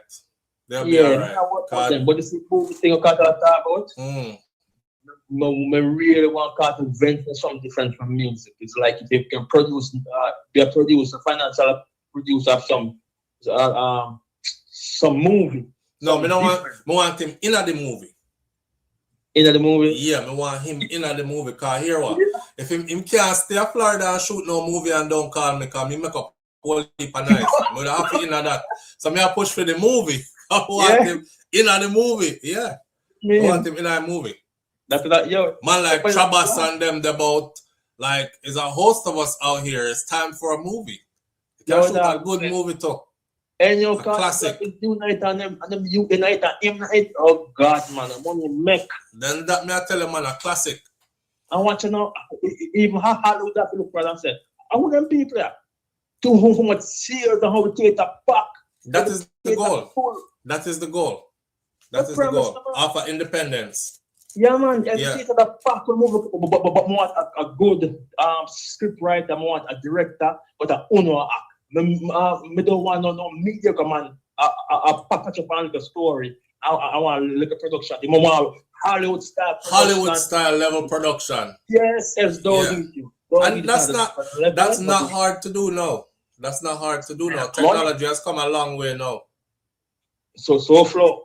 Yeah. And when I talk about the right camera and the right lighting, I talk about getting some people from Hollywood, pay them and get the thing up the umbrella. Man, I don't know if you bought it too much, but we need a level. Once we one time, you have people right now where film movie where look like a Hollywood do it, and I forget people from Hollywood. How you think the people in Hollywood do it? Them before them go Hollywood go do it, them did not do it outside of Hollywood. There are people out here who can do the same level of production. They don't necessarily have to come from Hollywood to do it. I see some independent film. One thing I know about me, study the film, but I'm going to go all deep in about the idea and then say, some independent filmmaker, but then put out a movie and trust me, there's nobody in the can act. The director, the cameraman. Yeah, like one heap of Tubi movie. And we don't want them there. If you're I'll watch a Tubi style movie if it's somebody independent, low budget, I do them thing.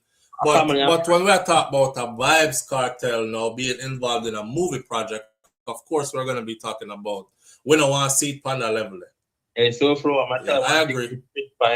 You save you become a big movie star, you're gonna lose a lot of friends and a lot of subscribers. Yo, I true you like Baby Sham, man. You're Millicent, but only Baby Sham still look like 25 years ago. No, man not aging. I true she like the man. Everybody look older. Stop it. Everybody look older. Stop it. Some better than some. Yeah. But the body get old. Nobody don't look like how them did look 25 years ago. Nobody. Nobody women know. Look for a picture of my wife back in the Westmoreland where they take a picture. So we look firm and brand new. We're different now. We look so. But we look at big people now. When a woman like you look 25 forever. Yeah. Yeah. Because my wife get one now. She made a picture. I don't know what we look like bigger people now. We look like now look like 24-year-old people, like bigger people. Yeah. But when you look mature now. Mature. When you look mature now, like big adults now. Yeah. Yeah. That's how it go, man. I like it. My wife drives fast, but she drives a place different. You know what I mean like about living in especially living outside. In the Caribbean, you are allowed to age.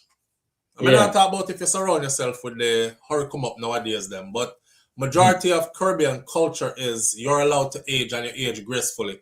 In America, it's like, oh my God, late night commercial for all the man them. If you're not killing pum pum for 1 hour straight, you have fallen off and you're near death. Here are some pills for you. Call 1-800 something. Like, Ninja, if I'm 50 something, 60 something years old, ain't no way me supposed to throw a waist like me at 25 and 30. Your age for a reason, right? Oh, you have bags under your eyes. This product right here will take the bags from under your eyes. How old are you? You're supposed to have bags under your eyes. Oh, do away with your grays. Yeah. We are past the age where people have gray hair. So you have to hide your gray hair, then you have to hide the bag under your eye, then you have to hide so your hood don't work like how you used to work when you are 25. You have to hide. Everything about hair makes you ashamed to grow older and be older. You know what I mean? People are not realistic and the world is like the fake world. You're not allowing people to be themselves and be humans like me. But then I thought to me, you can't perform for my wife as I'm used to because I'm older. I work hard right now. We can retire early. So we don't have the waste energy like we had before. You know what I mean? Yeah. You don't have to SouFLo. So I don't think I'm going to say, I'm going to go on vacation and I'm going to put in some good work. You know what I mean? Go on. Eat up for the work. Yeah. You know what I mean? Yeah. All right, bro. Let me get into the last story, brother. All right. Big up yourself. All right, manners. Yo. The PG said, I only feel my age when my knees act up. Something that got act up and remind you how old you are, though. Right? Stroke, floors, witness, advocate, lecturer, fitness advocate, lecturer found 3 days after collapsing at home. Dr. Sasekia Harris had spent most of her life committed to a healthy lifestyle. And at 44 years old, she never imagined that a stroke could be part of her story. She said, I would go jogging Monday to Friday, and I eat healthy, and I'm one who tell people that they need to exercise and watch what they eat. However, despite her commitment to a healthy lifestyle, life had other plans for Dr. Harris, who is the head of the Science and Engineering Branch Library at the University of the West Indies, Mona campus. In 2021, her life was permanently altered when she suffered a stroke that made her left side partially functional. I went to bed fine, she said. That Sunday night, I went to bed fine.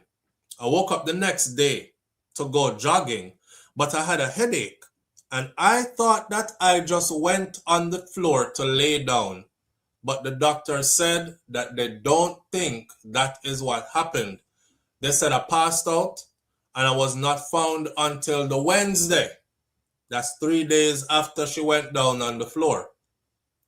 Dr. Harris, who is also a senior lecturer at the Department and Library and Information Studies, lived alone.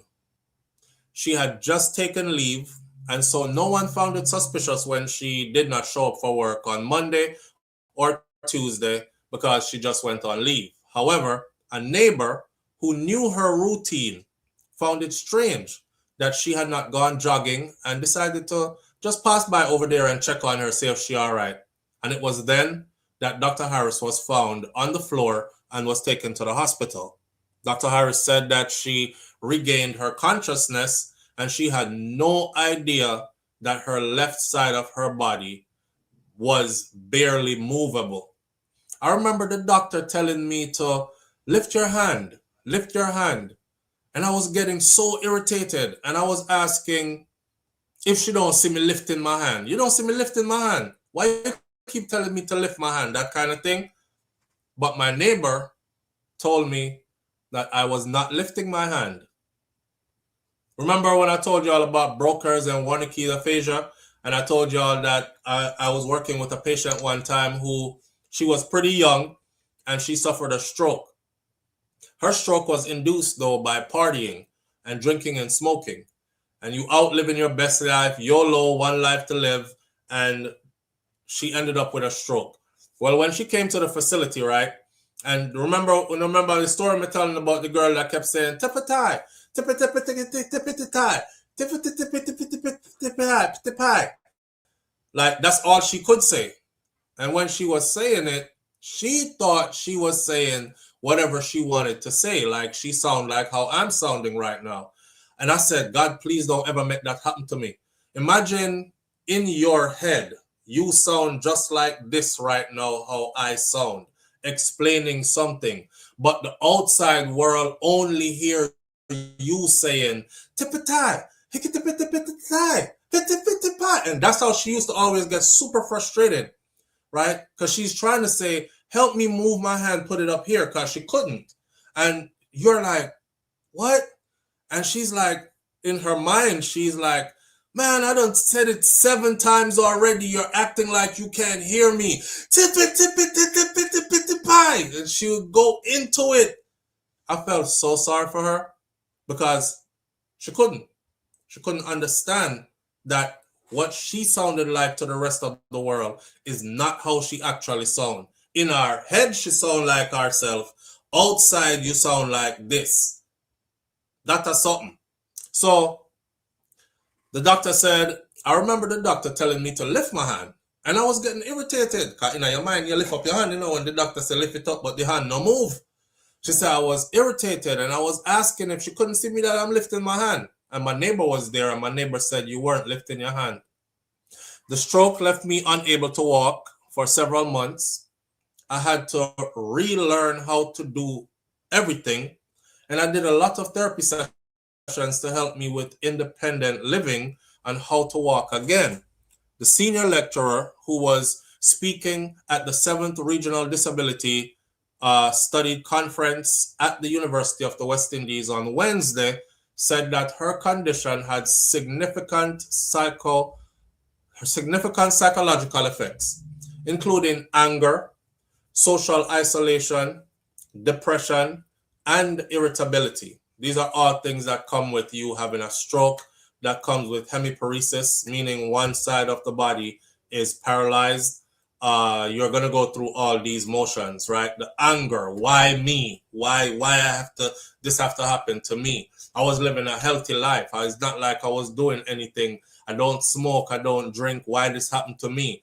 Social isolation. I don't want people to see me like this, dragging one side of my body, because this is not how I usually look. Me usually walk sexy and bossy, so you gotta hide yourself. Depression, because now your circle is smaller. You don't have many people to talk to anymore and joke with, like jovial like you were before. And irritability, like people don't understand you anymore. Your speech might be even different, and you got to constantly keep explaining yourself.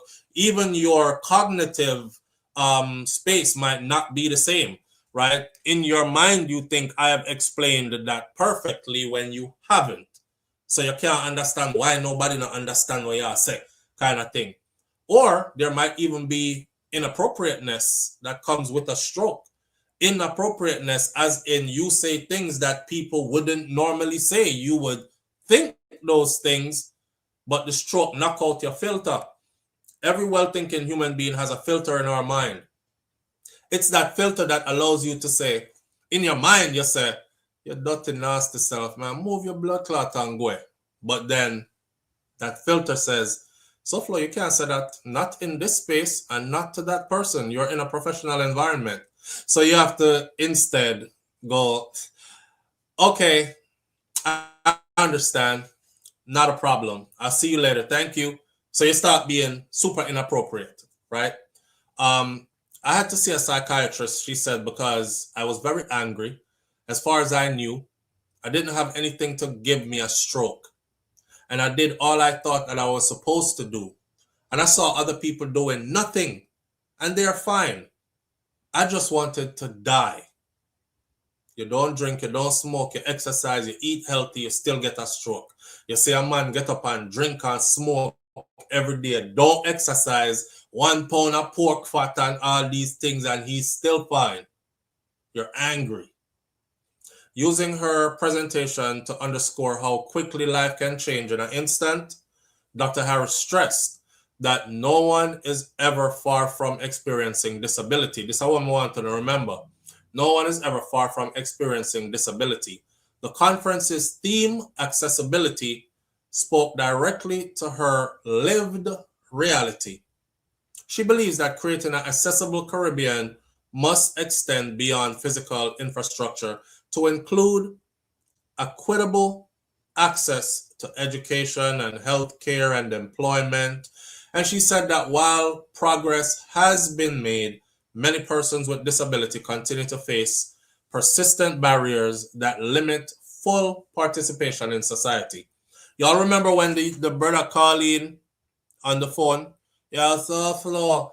And he talks a certain kind of funny way. I had to tell the audience that this is somebody who is in a wheelchair and also has a speech impediment, etc. And he was like, SouFLo, if there's one thing you can advocate for it is for them to build more sidewalk in Jamaica and for the public bus them to get the lift. And I said, you know, we have that in the US where somebody who is in a wheelchair, they can still get to a bus stop. They can still ride public transportation to a next destination. They even get employed. Even those with learning disabilities that are still physically intact, if you go to Walmart right now, you will see them working at Walmart. They could be door greeters. Hello, welcome to Walmart. Hello, welcome to Walmart. It gives them a chance to actually be out and communicate with the public. And it gives them a sense of value to the community. They're working, they're earning an income kind of thing, right? Whereas in Jamaica, you might not have that readily available to anybody who is going through any of these things. And she's talking about these things being developed more in the Caribbean space. So for Dr. Harris, living with a disability is a reality, because I know most of you might be thinking that she got healed and she's back to normal, and she's not. She's not. That stroke hit her and she is not back to normal. So now she lives with this disability. Living with a disability is a reality to which she has had to adjust. Returning to work months after brought its own challenges. The world she had left was not fully prepared for the person that she had become. She said, I was once a people pleaser, you know, but I tell people no now. After you have been down death's road and back, you see life differently. Now, despite everything, independence has slowly returned. There was a time when she could not dress herself after that stroke. A nurse and her mother had to help her with basic daily tasks. In my field of OT, we call that ADLs, activities of daily living. That's brushing your teeth, combing your hair, dressing upper lower body dressing, putting on socks, a pair of shoes, brushing your teeth, all the stuff that takes care of yourself from head to toe, right? Ambulating, going to the bathroom, getting to the toilet, so on and so forth, wiping yourself clean, taking a shower, getting in and out the bathtub, etc. That's my field. That's my field of specialties. So today, she said she lives alone. Still, I'm living on my own again. And basically, I do everything for myself. Yet, even in recovery, she still faces the weight of public misunderstanding. People will say that I'm too young or that I'm too pretty to be disabled, and how I managed to be disabled. And I will park in the disabled parking spot, and persons will just come and they will ask me, why are you here? Why are you parking in the disabled parking spot? If I am in my calm Christian mood, I will ignore them. But if it is one of those days when I am stressed out, then I will start a quarrel, she said. And that ends it. Y'all can go and see her picture. And she is a beautiful woman. Y'all can see her picture, and you can also see that she has a splint on her left hand, right? Which I also learned fabricating splints and fitting them.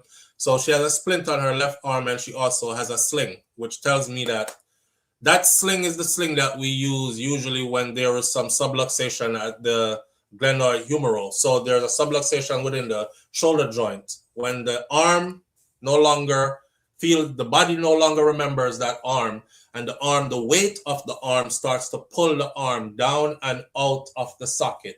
Over time, if it's not splinted and if it's not harnessed, your arm will sublux at the shoulder joint, and there'll be a big space in there, right? I know I get a kind of bit of professional jargon, but some of y'all in here might have a family member who you're taking care of, so you can understand what's going on with them and that shoulder. So she's wearing that, which tells me that her left side is still going through that issue right there. So the name of the article is, you can find it in the Jamaica Star, and the name of the article is Stroke Floors Fitness Advocate. Lecturer found 3 days after collapsing at home. I think this leads into the conversation of being alone, living alone, putting career above raising a family. I said earlier, or the caller said earlier, every man needs a woman. And I said, every man needs a good woman, because a bad woman can be an obstacle, and a bad woman will kill you fast too, because, stress kills. So if you have somebody who's stressing you out all the time, they're not necessarily there being good company. That can lead to your demise as well. It can lead to heart attack, stroke, all other kind of stuff like that, and vice versa. Somebody said in the comment section, women need a good man as well. That's true. We were created like that. We weren't created to go through life alone. Humans are sociable creatures, are sociable beings then. We were created to be around and with somebody. So when you find yourself live alone and you're starting to age, anything can happen to you, and you don't have nobody to say, call somebody to come help me, please. Look at her. She's highly accomplished, and she was on the floor for 3 days before somebody got to her. And if you know anything about a stroke, you know that when you're having a stroke, the quicker medical help gets to you is the more likely you won't have so much damage. The longer it takes for them to get to you is the more damage will be done. Like some people, when you see them and their face is drooping on the side that is affected, the arm can't move no more, the leg can't move no more, the brain completely lock off that side of the body and don't remember it, is because of the amount of time that it took for help to actually get to them. So, we hear people say it all the time. I love being alone. I'm having my peace of mind and my joy. But if something like this happened to you, what you gonna do? SouFLo, no bother use no medical terms. You're on very late, SouFLo. Well, we're not on anymore. We're about to be off right now. All right. Lunchtime popping at Lil Bro and chat room crew. Missy Brown just entered the chat. Apparently she's at work and on lunch break. Well, you have to go watch what we did before, because we're gonna end it right here. So what else can I say? I won't be on tomorrow. Take care of yourself. Sometimes you can do everything in the book and things still happen to you. I truly believe that what is yours in life is going to be yours in life. I personally know people who used to get drunk and smoke and drop down, roll around drunk from I was little. And I watched them live long years. And I watch people who never drink and smoke and all that come dead, left the people them who used to drink and smoke all the time and eat anything they want to eat. I'm not saying to just go out wild because you only have one life to live. You can still try to take care of yourself, but also I think what is yours is going to be yours regardless. And honestly, none of us know what's coming down the pipeline for us. We can make plans. We can make we can do as many things as we think we can do to starve off some things or prevent some things and still get hit by the very things that we're trying to run from. You know what I mean? I mean, live life and enjoy life while you have life. That's how I see it. Or try your best too, because every day ain't going to be the same. Every day ain't gonna be the same. You get up, you make it through our next week. That's why every Friday on hear me say we made it through another week. It's the freaking weekend, baby. What do you think that come from? That come from me counting the weeks for you, with you. Damn, we made it through another week. I'm still healthy. I'm still in one piece. I'm still here. If we're there here long enough, another day, I'm going to come where someone will now going to be able to say, it's the freaking weekend, baby. Yeah, we made it through another. You're not going to make it through every week forever. It ends at some point. And for some, earlier than others, right? So enjoy it while you can. Life is good, even when it's not so good. Remember, say, when you have it bad, somebody have it even worse. All right? Manners and respect to every one of you tuning in. I appreciate you greatly. Thank you for being here. I will be back on Wednesday, hump day, hopefully, and we'll pick up from where we left off. My granny Miss Ruby said, be good. And if you can't be good, be careful, but it's best to be good. My grandfather, Mas Clevey, said, I will see you tomorrow, if God spare life. So if God spare life, I will see you on Wednesday around that time. All right? And walk good.